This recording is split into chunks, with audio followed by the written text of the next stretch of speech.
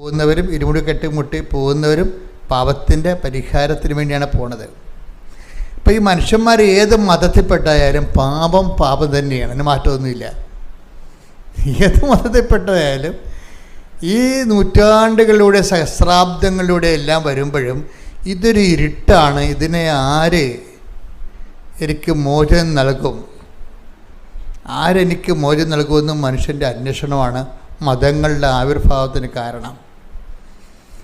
ആര് എൻ്റെ ഇരുട്ടിൽ നിന്ന്, ഈ പാപത്തിൻ്റെ ഇരുട്ടിൽ നിന്ന് എനിക്ക് രക്ഷ നൽകും എന്നുള്ളത് എൻ്റെ അന്വേഷണത്തിൻ്റെ ഭാഗമായിട്ടാണ്. അതുകൊണ്ടാണ് ഈ ഹെബ്രായർ 1:1 പറയണില്ലേ, വായിച്ച ഹെബ്രായർ 1:1. പൂർവകാലങ്ങളിൽ പ്രവാചകന്മാർ വഴി വിവിധ ഘട്ടങ്ങളിലും വിവിധ രീതികളിലും ദൈവം നമ്മുടെ പിതാക്കന്മാരോട് സംസാരിച്ചിട്ടുണ്ട്. എന്നാൽ ഈ അവസാന നാളുകളിൽ തന്റെ പുത്രൻ വഴി അവിടുന്ന് നമ്മോട് സംസാരിച്ചിരിക്കുന്നു. ആരെനിക്ക് മോചനം നൽകും, ഈ ഇരുട്ടിൽ നിന്ന്, പാപത്തിൻ്റെ ഈ ഇരുട്ടിൽ നിന്ന് ആര് മോചനം നൽകും എന്ന് മനുഷ്യരാശി ഉണ്ടായ കാലം മുതലുള്ള ഒരു ഭാരപ്പെടുത്തലാണ്. ഈ ഭാരത്തിന് ആര് രക്ഷിക്കും?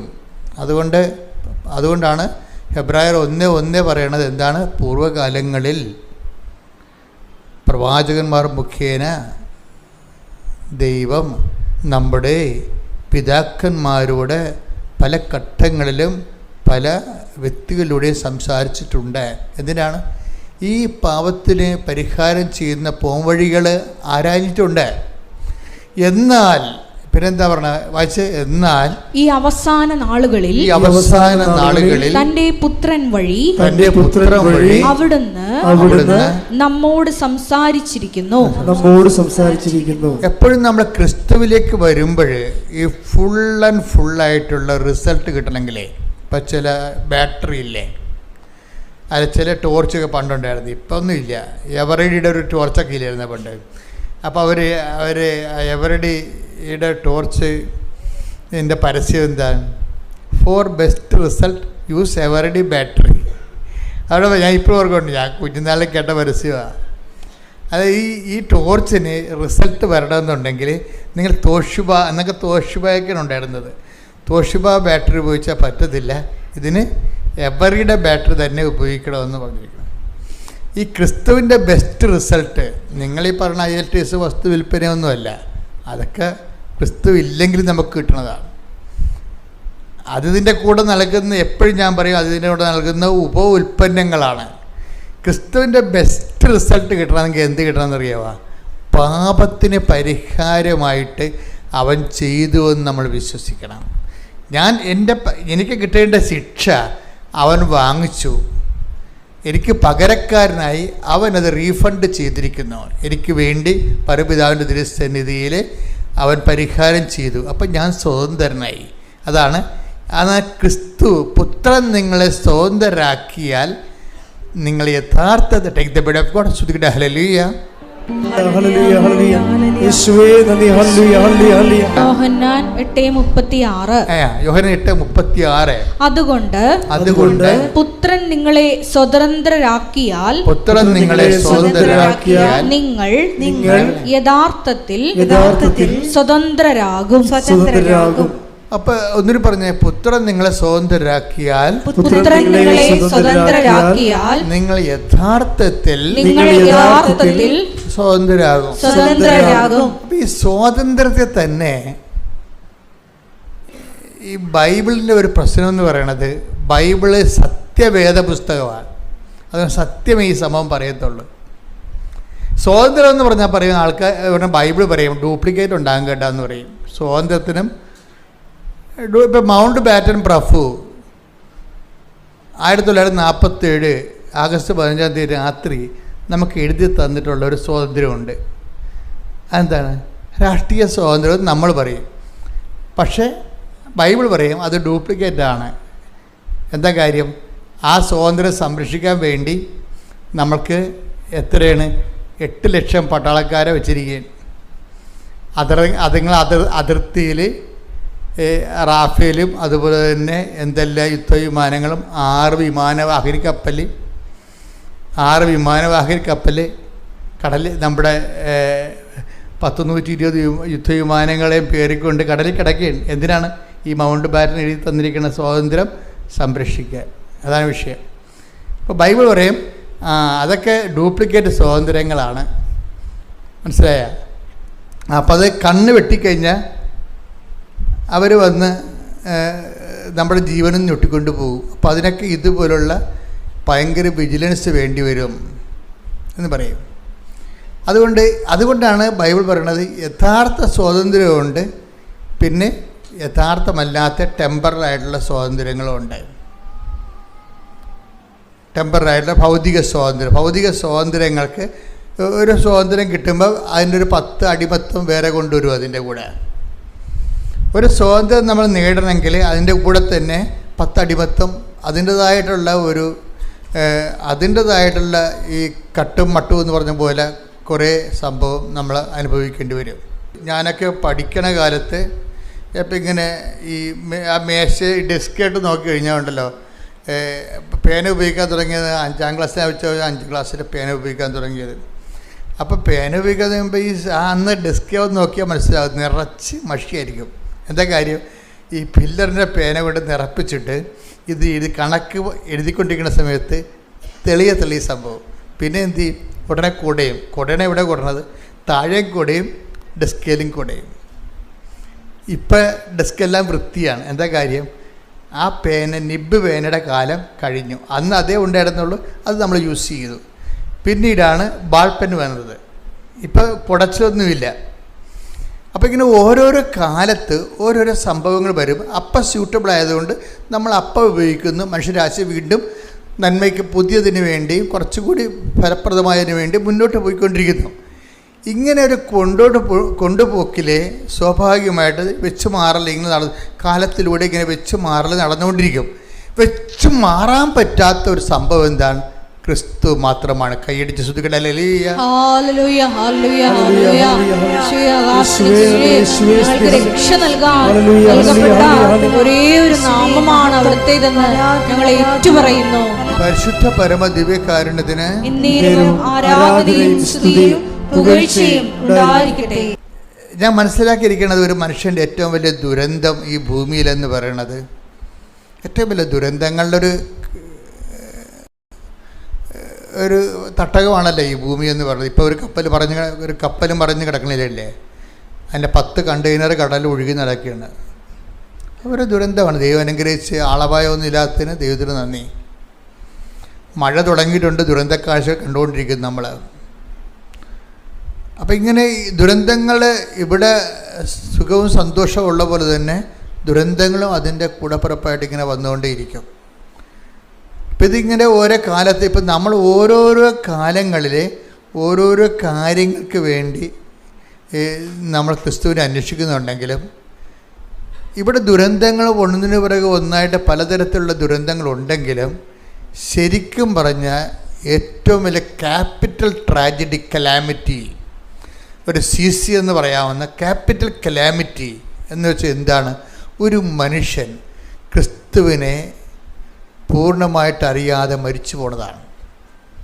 പ്രാർത്ഥിക്കുക. കർത്താവായ ദൈവമേ, നിന്നെ പൂർണ്ണമായി അറിയാനുള്ള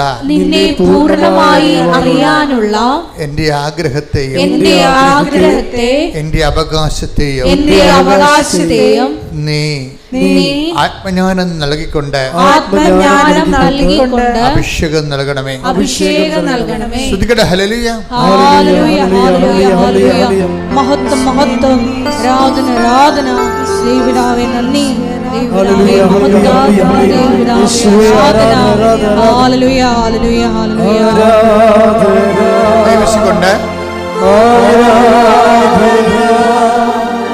യേശുവേ ആരാധന ആരാധന ആരാധന യേശുവേ ആരാധന. പരിശുദ്ധ പരമ ദിവ്യകാരുണ്യത്തിന് ആരാധനയും സ്തുതിയും പുകഴ്ചയും ഉണ്ടായിരിക്കട്ടെ. പരിശുദ്ധാത്മാ പറയണമെന്ന് വെച്ചാൽ നിങ്ങളെ ക്രിസ്തുവിൽ നിന്ന് ദൈവം ഉദ്ദേശിക്കുന്നത് നിങ്ങൾ ഉദ്ദേശിക്കണമെന്നാണ് പറയണത്. മനസ്സിലായ? ക്രിസ്തുവിൽ നിന്ന് ക്രിസ്തുവിനെ കൊണ്ട് ദൈവം ഉദ്ദേശിക്കുന്നത് നിങ്ങൾ ഉദ്ദേശിക്കണമെന്നാണ്. എന്താ കാര്യം? ഒരു മനുഷ്യൻ്റെ ആത്മരക്ഷയും അതിൻ്റെ വളർച്ചയും.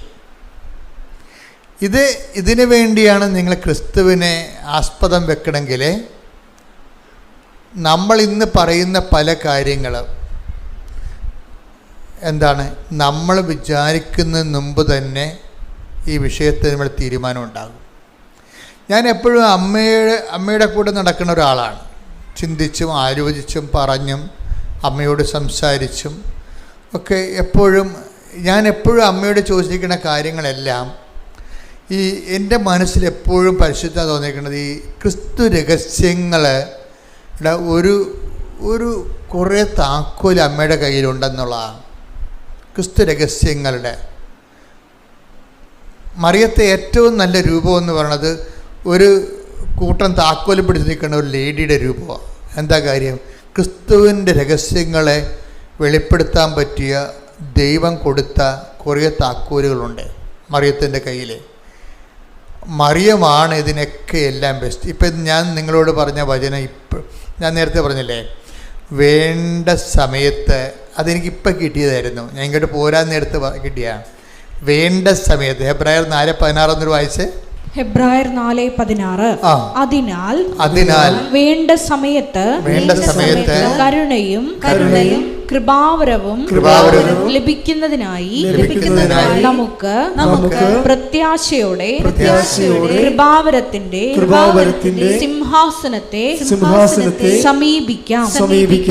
അപ്പോൾ ഈ വേണ്ട സമയത്ത് ഉതകാൻ വേണ്ടി ഇപ്പം കാര്യങ്ങളൊക്കെ ശരിയാണ്, പക്ഷെ വേണ്ട സമയത്ത് ഉതകത്തില്ലെന്ന് പറയത്തില്ലേ? ചില ആൾക്കാരെ കുറിച്ചുള്ള കമൻ്റ് അതാണ്. ആൾ കൊള്ളാം, ആൾ കഴിവുള്ളവനാണ്, പക്ഷെ വേണ്ട സമയത്ത് ഉതകത്തില്ല. അതാ മനുഷ്യരാശിൻ്റെ നമുക്ക് എല്ലാവരുമൊക്കെ ഉണ്ടാകും, നമുക്കും ആസ്തി പദ്ധതിയൊക്കെ ഉണ്ടാകും, പക്ഷെ വേണ്ട സമയത്ത് നമുക്ക് ഉതകത്തില്ല. ഇത് ഒരു ജീവിതത്തിൻ്റെ ഒരു പ്രശ്നമാണ്. വേണ്ട സമയത്ത് എല്ലാവരും ഉണ്ട്, പക്ഷെ വേണ്ട സമയത്ത് ഉതകത്തില്ല. അതുകൊണ്ടാണ് മനുഷ്യൻ പറയണത് അകലത്തെ ബന്ധുവിനേക്കാൾ നല്ലതാണ് അയലത്തെ ശത്രു. അത് വേണ്ട സമയത്ത് ഉതകണം അവനായിരിക്കും, ബന്ധുവൊക്കെ ആയിരിക്കും, പക്ഷേ വേണ്ട സമയത്ത് വേണ്ട സമയത്ത് എന്ന് പറയണത് ആണ് ഉതകണമെങ്കിൽ വേണ്ട സമയത്ത് തന്നെ ഉതകണം. അത് കഴിഞ്ഞിട്ട് ഉതകിയിട്ട് കാര്യമില്ല. ഇപ്പം ഒരു ചേട്ടൻ ഒരു ദിവസം എന്നോട് പറഞ്ഞേ, എൻ്റെ അച്ഛാ, ഇതിനിപ്പം നമ്മുടെ മെഡിക്കൽ സ്റ്റോറിൽ ഒക്കെ വളരെ വില കുറവാണ് ഈ മരുന്നിന്. പക്ഷേ എൻ്റെ അമ്മയ്ക്ക് ഈ രോഗം വന്നപ്പോഴേ ഈ മരുന്ന് ജർമ്മനിയിലേ ഉണ്ടായിരുന്നുള്ളൂ.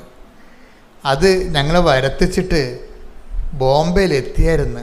അപ്പോൾ അമ്മ മരിച്ചു പോയെന്ന്. വേണ്ട സമയത്ത് ആ മരുന്നുണ്ട്, അവരെത്തിച്ചതാണ്. ഇന്ന് ഈ ചന്തയിൽ ഇങ്ങനെ ഏത് ഇവിടെ ചെന്ന് ചോദിച്ചാലും കിട്ടണ മരുന്ന് ഒരു കാലത്ത് അന്ന് അയാൾ കരയണ സങ്കടപ്പെട്ട് പറഞ്ഞാണ്, ഈ മരുന്ന് ഇന്നത്തെ പോലെ അവസാനം ഉണ്ടായെങ്കിൽ എൻ്റെ അമ്മ ഇന്നും ഉണ്ടായനാണ്. എൻ്റെ കാര്യത്തിൽ വേണ്ട സമയത്ത് അത് ഉതകില്ലെന്ന് അയാൾ പറയണത്. അപ്പോൾ എന്തുകൊണ്ട് ഇല്ല എന്നല്ല പ്രശ്നം, വേണ്ട സമയത്ത് ഉതകുകയാണ്. അപ്പോഴീ വേണ്ട സമയത്ത് നമുക്ക് ഉതകാൻ വേണ്ടിയാണ് ദൈവം ക്രിസ്തുവിനെ അയച്ചിരിക്കുന്നത്. വീട്ടില്ലേ, ക്രിസ്തുവിനെ അയച്ചതിൻ്റെ ഒരു ലക്ഷ്യം എന്താ? വേണ്ട സമയത്ത് നമുക്ക് ഉതകുക, വേണ്ട സമയത്ത് വേണ്ട കാര്യത്തിന് ഉതകുക. അതുകൊണ്ട് എന്താ പറയണത്, അതിന് നമുക്ക് കുറേ സാധനങ്ങൾ വേണം. ഒന്ന്, വേണ്ട സമയത്ത് ഉതകണമെങ്കിൽ എന്ത് ചെയ്യണം? നമ്മൾക്ക് കുറേ കാര്യം റൈറ്റ് ഓഫ് ചെയ്ത് കളയണം. അതാണ് വേണ്ട സമയത്ത് കരുണ കിട്ടണം. കരുണയെന്ന് പറഞ്ഞാൽ എന്താണ്? മേഴ്സി എന്ന് വെച്ചാൽ ഗ്രേസാണ് കരുണ. ഗ്രേസ് എന്ന് പറയുന്നതിൻ്റെ ഉദ്ദേശം രണ്ട് കാര്യങ്ങളാണ്. ഒന്ന്, ഗ്രേസ് ഒരു ഫ്രീ ഗിഫ്റ്റാണ്. ക്രിസ്തുവിലൊരു ആൾ വിശ്വസിക്കുമ്പോൾ തന്നെ ദൈവം അലോട്ട് ചെയ്യുന്നതാണ് ദൈവത്തിൻ്റെ പവർ ഓഫ് ഗോഡ് എന്ന് പറയുന്നത്. ഇതിൻ്റെ ഏറ്റവും വലിയ ഗുണമെന്ന് പറയുന്നത് പാപം ചെയ്യാതിരിക്കാനുള്ള കഴിവാണ്. നമ്മൾ അതിനെക്കുറിച്ച് ചിന്തിക്കാറ് പോലും ഇല്ല. നമ്മൾ കൃപാവരം എന്നൊക്കെ പറയുമെങ്കിലും കൃപാവരത്തിൻ്റെ അൾട്ടിമേറ്റ് ഉദ്ദേശം എന്താണെന്നറിയാമോ? ദൈവം ഉദ്ദേശിക്കണത് പാപം ചെയ്യാതിരിക്കാനുള്ള കഴിവാണ്. ബാക്കിയെല്ലാം ഇത് ഈ ഒരു സ്റ്റാറ്റസ് കിട്ടിയാൽ ബാക്കിയുള്ളതൊന്നും പ്രശ്നമല്ല. ഈ ഗ്രേസിൻ്റെ വരപ്രസാദത്തിൻ്റെ ഏറ്റവും വലിയ ഇഫക്റ്റ് എന്ന് പറയുന്നത് ഒന്ന് പാപം ചെയ്യാതിരിക്കാനുള്ള കഴിവാണ്. കാര്യം ഈ പാപമാണ് ഈ രൂപത്തിലാക്കി ക്രിസ്തുവിനെ പോലും ആക്കി കളഞ്ഞിരിക്കുന്നത്. അപ്പോൾ ഇത് രണ്ടും കൂടി ഒരുമിച്ച് പോകത്തില്ല. ഒരു പാപകരമായ ജീവിതവും ക്രിസ്തുവിലുള്ള ജീവിതവും തമ്മിൽ ഒരുമിച്ച് പോകത്തില്ല. നിങ്ങൾ ആരും അങ്ങനെ വിചാരിക്കരുത്. അതുകൊണ്ട് തന്നെ ഈ കാര്യത്തിലൊക്കെ ഒരു തീരുമാനം വരണം. എന്തുമാത്രം ഉടമ്പടി പുരോഗമിക്കുന്നു അത്രയും നമ്മൾ വിശുദ്ധിയിൽ വളരാൻ വേണ്ടിയുള്ള ദൈവത്തിൻ്റെ പദ്ധതികളോട് സഹകരിക്കുകയാണ്. പറഞ്ഞേ, എന്തുമാത്രം നമ്മൾ ഉടമ്പടിയിൽ പുരോഗമിക്കുന്നു അത്രയും നമ്മൾ വിശുദ്ധി വളരാനുള്ള ദൈവത്തിന്റെ പദ്ധതികളോട് സഹകരിക്കുകയാണ്. ദൈവത്തിന്റെ ഒരു പദ്ധതി കൊണ്ട് എന്താണ് കാര്യം? നമ്മൾ വിശുദ്ധിയിൽ വളരണം. അപ്പോൾ ആ പദ്ധതിയോടുള്ള സഹകരണമാണ് ഈ ഉടമ്പടി. അമ്മ എന്താ ചെയ്യണത്? ഈ വേണ്ട സമയത്ത് നമുക്ക് കരുണയും കൃപാവരവും ലഭിക്കുന്നതിന് വേണ്ടി കൃപാവരത്തിന്റെ സിംഹാസനത്തെ സമീപിക്കാം. അപ്പൊ ഈ കൃപാവരത്തിന്റെ സിംഹാസനത്തെ വേണ്ട സമയത്ത് ദൈവത്തിൻ്റെ കരുണ ലഭിക്കാൻ വേണ്ടി ആദ്യം സമീപിച്ചത് ആരാണ്? അമ്മയാണ്. ഇല്ല, ഇതാണ് എന്നോട് ഇപ്പം പറഞ്ഞത്. ഇങ്ങോട്ട് കയറാൻ നേരത്ത് പറഞ്ഞത് ഇതാണ്.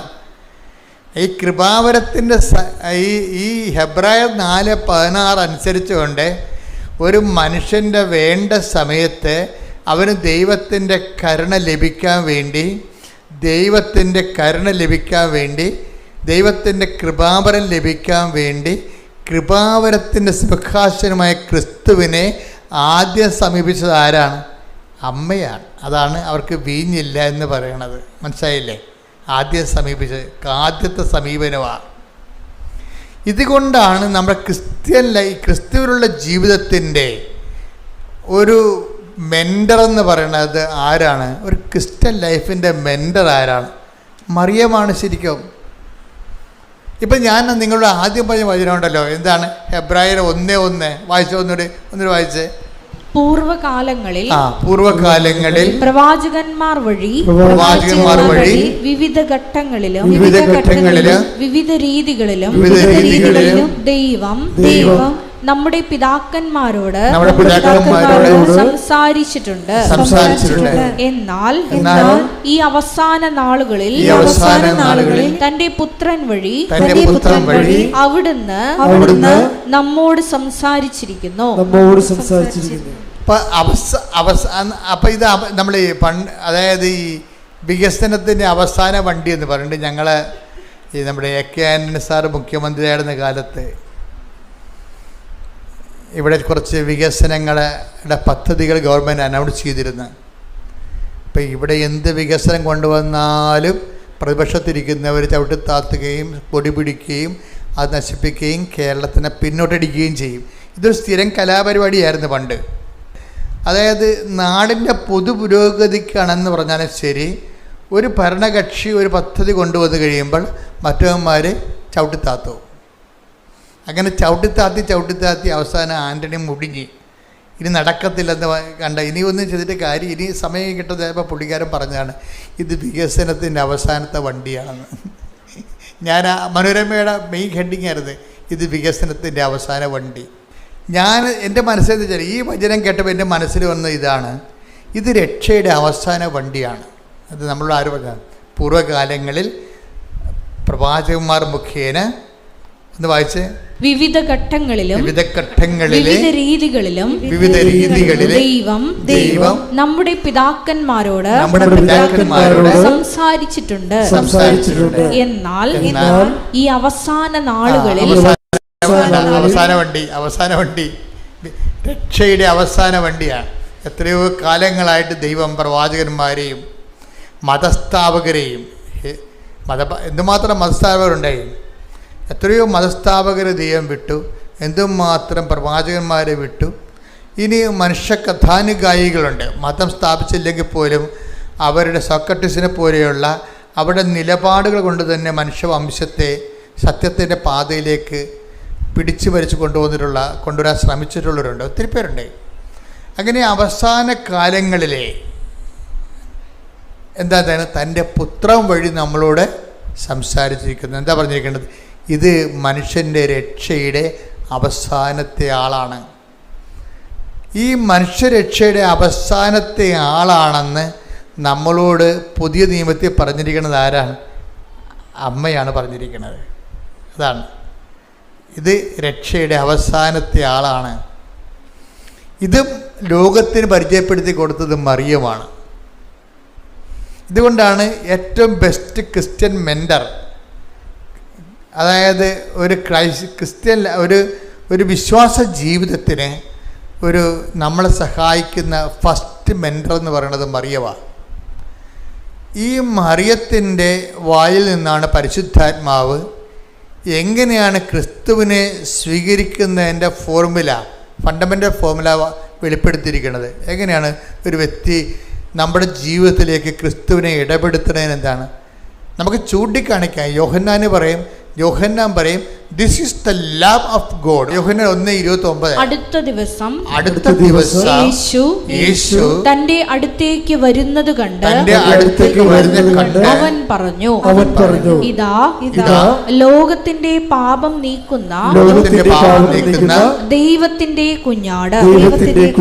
അപ്പൊ യോഹന്നാൻ കാണിച്ചെന്ന് ചൂണ്ടിക്കാണിക്കണ ചെയ്തത്.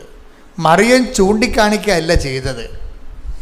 മറിയം പറഞ്ഞ് ഇങ്ങനെ ചൂണ്ടിക്കാണിക്കേണ്ട ആളല്ല ഇത്. പിന്നെന്താണ്? ഇത് ജീവിതത്തിലോട്ട് ക്ഷണിച്ചു വരുത്തേണ്ട ആളാണ്. ഈ ജീവിതത്തിൽ നമ്മുടെ കൂടെ ജീവിക്കേണ്ട ആളാണ്. ഈ ആൾ നമ്മുടെ കൂടെ ജീവിച്ചു കഴിഞ്ഞാൽ ഇനി ലോകത്തിലുള്ള എല്ലാ വാഗ്ദാനങ്ങളും ഇവനിലാണ്. അതെ, take the bed of God, എല്ലാ വാഗ്ദാനങ്ങളും. 2 Corinthians 1:20. ദൈവത്തിന്റെ സകല വാഗ്ദാനങ്ങളും ക്രിസ്തുവിൽ അതേ എന്ന് തന്നെ. അതായത് അവസാന വണ്ടിയാണ്. അവസാന വണ്ടി എന്ന് പറയുമ്പോൾ കാലിക്കടിച്ച് വന്നിരിക്കണതല്ല, എല്ലാത്തിനും സമാധാനം പറഞ്ഞിരിക്കുന്ന, എല്ലാത്തിൻ്റെയും ആൻസറായിട്ടാണ് എൻ്റെ ഉള്ളത്. മനുഷ്യരാശി ഉഴലുന്ന ആധ്യാത്മികവും ഭൗതികവുമായിട്ടുള്ള എല്ലാത്തിൻ്റെയും ആൻസറാണ്. അതാണ് ജീസസ് ഇസ് ദ ആൻസർ എന്ന് പറയുന്നത്. നമ്മൾ എടുത്ത് ചില സ്റ്റിക്കറെ കണ്ടിട്ടില്ലേ, Jesus is the answer. Jesus is the answer for all questions ആണ്. ഭൗതികവും ആത്മീയവുമായ മനുഷ്യൻ്റെ എല്ലാവിധ ആശങ്കകളുടെയും ചോദ്യങ്ങൾക്ക് ഉത്തരവാണ്. അതുകൊണ്ടാണ് 2 Corinthians 1:20 പറയണത് ക്രിസ്തു പറഞ്ഞ സകല വാഗ്ദാനങ്ങളും ക്രിസ്തുവിൽ അതേ തന്നെയാണ്. അപ്പൊ ഈ ലോകത്തിന് പറ്റിയതും വരാനിരിക്കുന്ന ലോകത്തിനുള്ള ദൈവം എന്നെല്ലാം നമുക്ക് നൽകിയിരിക്കുന്നത് വാഗ്ദാനത്തിലാണ്. ഇത് വാഗ്ദാനം മുഴുവനുമായിട്ടാണ് ക്രിസ്തുവിലെ ദൈവം ക്രോഡീകരിച്ചിരിക്കുന്നത്. ക്രിസ്തുവിനെ സ്വീകരിക്കുന്നവൻ ദൈവത്തിൻ്റെ എല്ലാ വാഗ്ദാനങ്ങളും നമ്മൾ പ്രാപിക്കുകയാണ്. ദൈവത്തിൻ്റെ എല്ലാ വാഗ്ദാനം പ്രാപിക്കുകയാണ്. അപ്പം അതുകൊണ്ട് തന്നെ ക്രിസ്തുവിനെ സ്വീകരിക്കാൻ വേണ്ടിയുള്ള ഒരു വളരെ ലളിതമായൊരു ഫോർമുലയാണ് പരിശുദ്ധാത്മാവ് അമ്മയിലൂടെ വെളിപ്പെടുത്തുന്നത്. എന്താണ്? ക്രിസ്തുവിനെ നിനക്ക് സ്വീകരിക്കണോ? നീ ഒരു ഫ്രഷ് ഹാൻഡാണ്. നീ ആദ്യമാണ് ക്രിസ്തുവിനെ കേൾക്കുകയാണ്. Do you want to receive Jesus Christ? നിങ്ങൾക്ക് കർത്താവിനെ സ്വീകരിക്കണമെന്നുണ്ടോ? എങ്കിൽ ഇറ്റ് ഈസ് വെരി ഈസി. എന്താ ചെയ്യേണ്ടത്? എന്ത് ചെയ്യണം? നീ അവിടെ പോയി ഏതെങ്കിലും വെള്ളത്തിലോ കടലിലോ പോയി മുങ്ങേണ്ട കാര്യമില്ല. പിന്നെ എന്താ കാരണത്? നീ ഇത്രയേ ഉള്ളൂ, അവൻ പറയണ പോലെ ചെയ്യുക. വചനത്തിലുള്ള ന്യായസ്ഥാനമാണ്. ഇതൊരു ന്യായസ്ഥാനമാണ് ശരിക്കും. പക്ഷേ ആർക്കും ചെയ്യാം. ഒരു സഭയുടെ ഭാഗമാകാതെ തന്നെ നിന്നെ ക്രിസ്തുവിനെ സ്വീകരിക്കാൻ പറ്റും. എന്താ കാര്യം? ഫ്രഷ് ഹാൻഡ്സിൻ്റെ ദൈവം നൽകുന്ന ഏറ്റവും വലിയ ഒരു ചാൻസാണ്, ഒരു ഒക്കേഷനാണ്, ഒരു ഓഫറാണ്. ഇതൊരു പുതിയ കാലത്തിൻ്റെ പുതിയ ഓഫറാണ്. എന്താണ്? നിനക്ക് നിന്നെ ക്രിസ്തുവിനെ സ്വീകരിക്കണം എങ്കിൽ അതിന് എളുപ്പമാർഗം എന്താണ്? അവൻ പറയണ പോലെ ചെയ്യുക. അവൻ പറയണ പോലെ ചെയ്യുക. ഈ ഉടമ്പടിയുടെ ഉൾക്കാമ്പെന്ന് പറഞ്ഞ ഇതാണ്. എന്താ കാര്യം? മറിയം കണ്ടെടുത്ത ക്രിസ്തുവിനെ, ഹെബ്രായർ 4:16 ക്രിസ്തുവിനെയും നമ്മൾക്ക് അക്സസറിയാക്കി തരികയാണ്. എന്ന് വെച്ച് കഴിഞ്ഞാൽ ഒത്തിരി കഷ്ടപ്പെട്ട്, കാര്യം ക്രിസ്തുവിനെ സ്വീകരിക്കുന്നത് ഒരു ദുർവഹമായ ചുമടായി മാറ്റരുതെന്ന് ക്രിസ്തുവിന് ഭയങ്കര ആഗ്രഹമുണ്ട്. നിങ്ങൾ ദുർവഹമായ ചുമടുകൾ മനുഷ്യരുടെ മുമ്പിൽ വെക്കുന്നു, എന്നിട്ട് നിങ്ങളതിൽ പ്രവേശിക്കുന്നില്ല, പ്രവേശിക്കാൻ വന്നവരെ നിങ്ങൾ തടയുന്നു എന്നൊക്കെ പറഞ്ഞ് ക്രിസ്തുവിൻ്റെ സ്റ്റേറ്റ്മെൻ്റ് ഉണ്ട്. അതിനെ അഡ്രസ്സ് ചെയ്തുകൊണ്ടാണ് ഞാൻ ഇപ്പോൾ പരിശുദ്ധനോട് സംസാരിക്കുന്നത്. ഒരു ദുർവഹമായ ചുമടില്ലേ എൻ്റെ അകത്ത്? സിമ്പിളാണ്. എന്താ കാര്യം? അവൻ പറയണത് പോലെ ചെയ്യുക. പ്രാർത്ഥിക്കുക. കർത്താവായ ദൈവമേ, സകല വാഗ്ദാനങ്ങളും ഒന്നായി ക്രിസ്തുവായി മാറിയ ദൈവത്തിന്റെ പദ്ധതി ഉൾക്കൊള്ളാൻ ക്രിസ്തുവിന്റെ വചനം അനുസരിച്ചുകൊണ്ട് ജീവിതം പുനഃക്രമീകരിക്കുവാൻ പരിശുദ്ധമേ ദൈവമാതാവേ ഞങ്ങളെ അനുഗ്രഹിക്കണമേ. ഈശോമിശിഹ വാഗ്ദാനങ്ങൾക്ക് ഞങ്ങളെ യോഗ്യരാകുവാൻ സർവേശ്വരന്റെ പരിശുദ്ധ ദൈവമാതാവേ ഞങ്ങൾക്ക് വേണ്ടി അപേക്ഷിക്കണമേ. ശ്രദ്ധിക്കട്ടെ.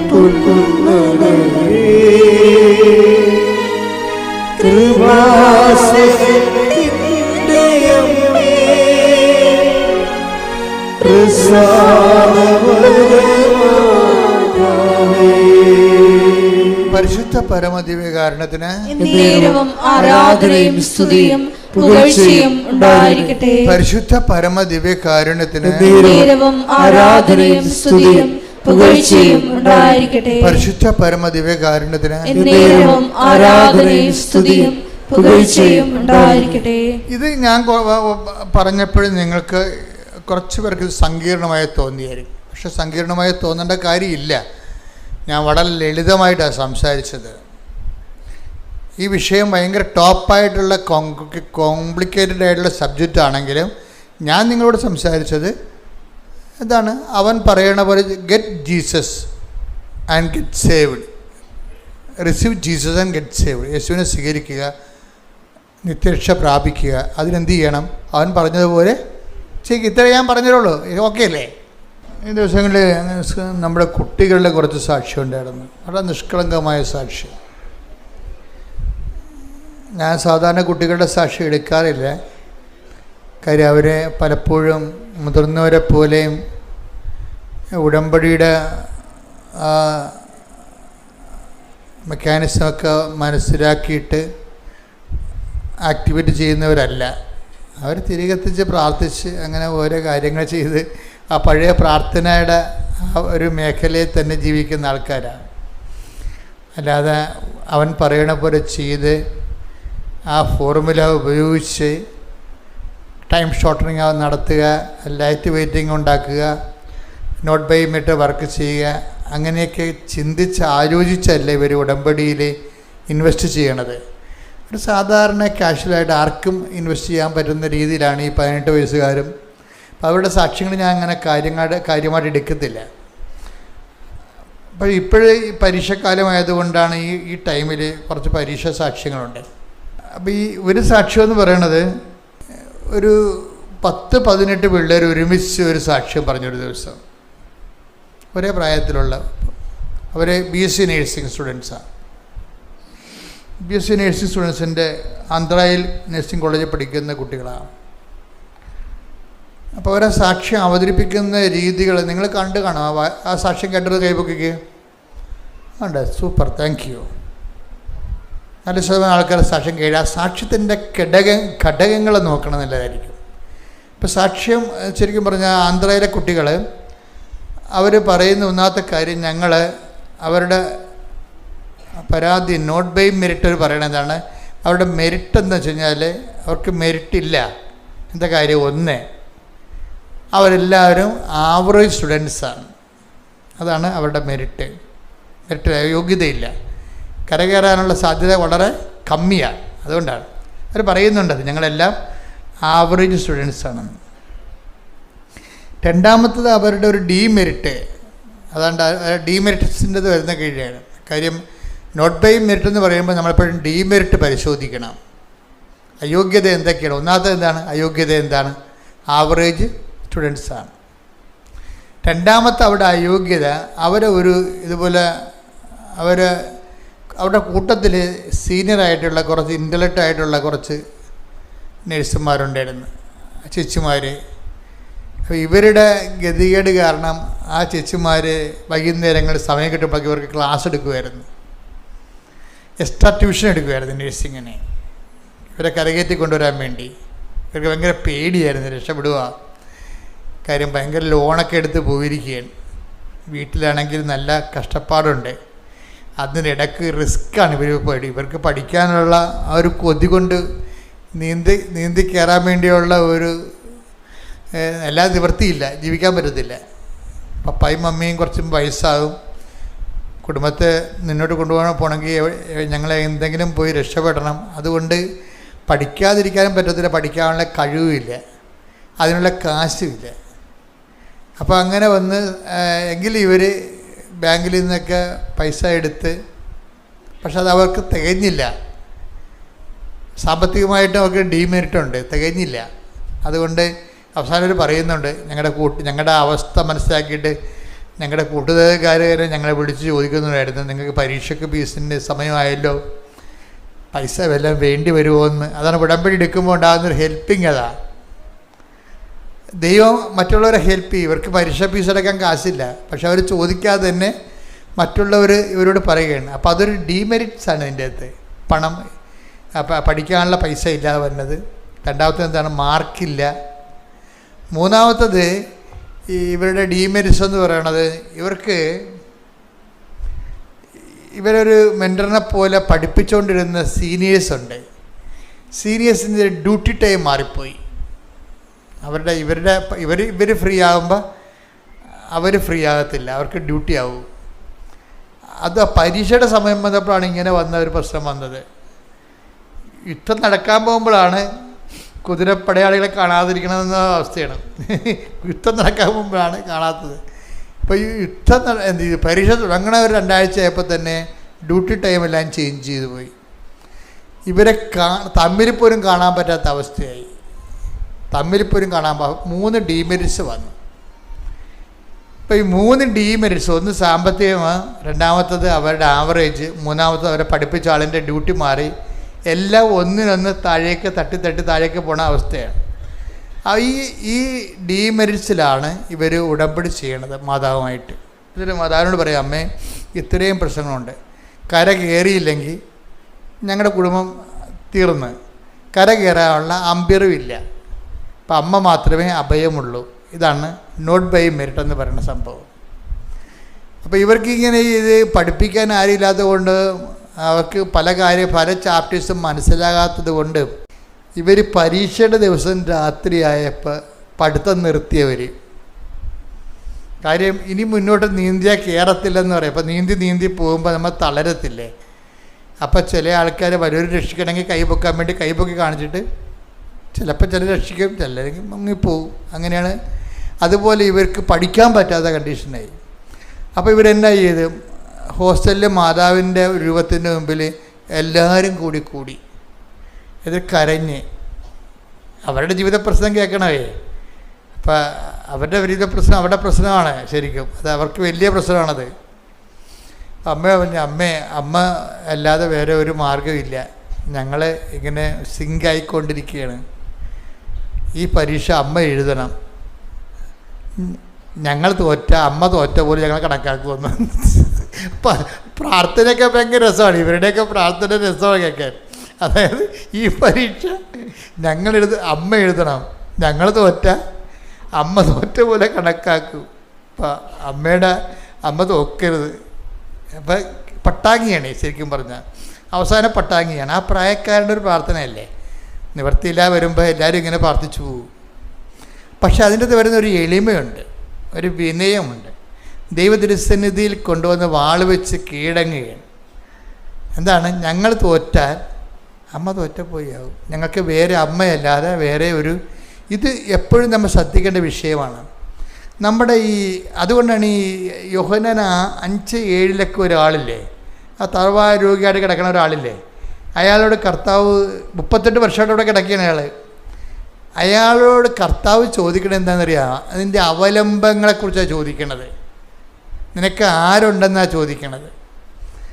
അങ്ങനെ നേരെ ചോദിക്കണില്ല. അതിന് പകരം എന്താ ചെയ്യണത്? സുഖം പ്രാപിക്കാൻ നിനക്ക് ആഗ്രഹമുണ്ടോ എന്നാണ് ചോദിക്കണത്. അപ്പോൾ അയാൾ പറയും, ആഗ്രഹം ഉണ്ടായിട്ട് എന്ത് പ്രയോജനം, ആഗ്രഹം കൊണ്ടൊന്നും വർക്ക് ചെയ്യത്തില്ല, ആളില്ലെന്ന് പറയും.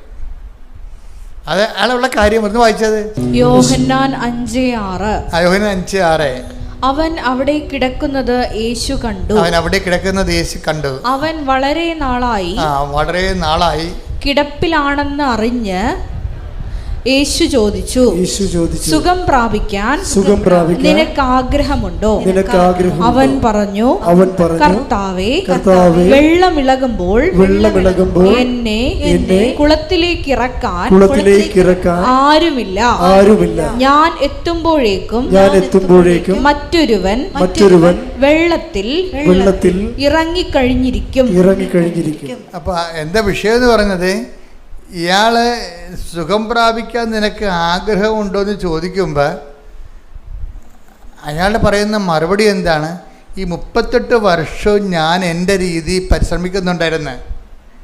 അയാളുടെ പരിശ്രമം പറയുന്നുണ്ട് അയാൾ അതിൻ്റെ അകത്ത്. ഈ 38 വർഷവും ഞാനിങ്ങനെ വെള്ളമിളകുമ്പോൾ എന്നെ ആരെങ്കിലുമൊക്കെ ഞാൻ കയ്യും കാലും പിടിച്ചിട്ട് എന്നെ രക്ഷപ്പെടുത്താൻ പറയും. അവരങ്ങനെ എന്നെ കുളത്തിലേക്ക് ഇറക്കും. പക്ഷേ ആ കുളത്തിൽ മാലാഖ ഇറക്കി വെള്ളം ഇളകണ സമയത്താണ് സുഖപ്പെടുന്നത്. പലരും സുഖപ്പെടും, പക്ഷേ ഇയാൾ സുഖപ്പെടത്തില്ല. അങ്ങനെ ആ നാട്ടിലുള്ള ആൾക്കാരെല്ലാം ഇയാളെ സഹായിക്കാവുന്നവരൊക്കെ സഹായിച്ച് തീർന്ന്. ഇനി ആരും സഹായിക്കാനില്ല. അവൻ്റെ കാര്യത്തിൽ നോക്കില്ല, അവൻ എണ്ണം കെട്ടവനാണ്, പ്രാക്കപ്പെട്ടവൻ. അവനെ കൊണ്ടുപോയത് ബാക്കിയുള്ളവർ കൂടി സുഖപ്പെടുത്തുന്ന ഇയാളെ തള്ളിക്കളഞ്ഞ് ഇയാളിങ്ങനെ പരിശ്രമിച്ച് പരാജയപ്പെട്ട ഒരാളാണ്. അതയാളെ പറയുന്നുണ്ട്, ഞാൻ 38 കൊല്ലമായിട്ട് പരിശ്രമമാണ്, ഓരോ കര കയറാൻ വേണ്ടിയുള്ള പരിശ്രമമാണ്.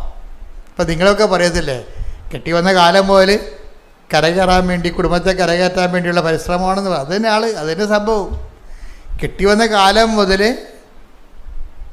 ഈ കുടുംബത്തിനെ കരകയറ്റാൻ വേണ്ടിയും കരകയറാൻ വേണ്ടിയുള്ള പരിശ്രമമാണ്. പക്ഷേ എന്താ പ്രശ്നം? നമ്മൾ ആദ്യമൊക്കെ വിചാരിക്കും നമുക്ക് ആങ്ങളയുണ്ട്, വീട്ടുകാരുണ്ട്, നാട്ടുകാരുണ്ട്, പാർട്ടിക്കാരുണ്ടൊക്കെ വിചാരിച്ചാലും ചിലക്ക് ഇവരൊക്കെ പിടിച്ചാൽ നമ്മളെ പൊങ്ങത്തില്ല. അതാണ്. അപ്പോൾ അവരൊക്കെ വന്ന് ശ്രമിച്ച് പോയി.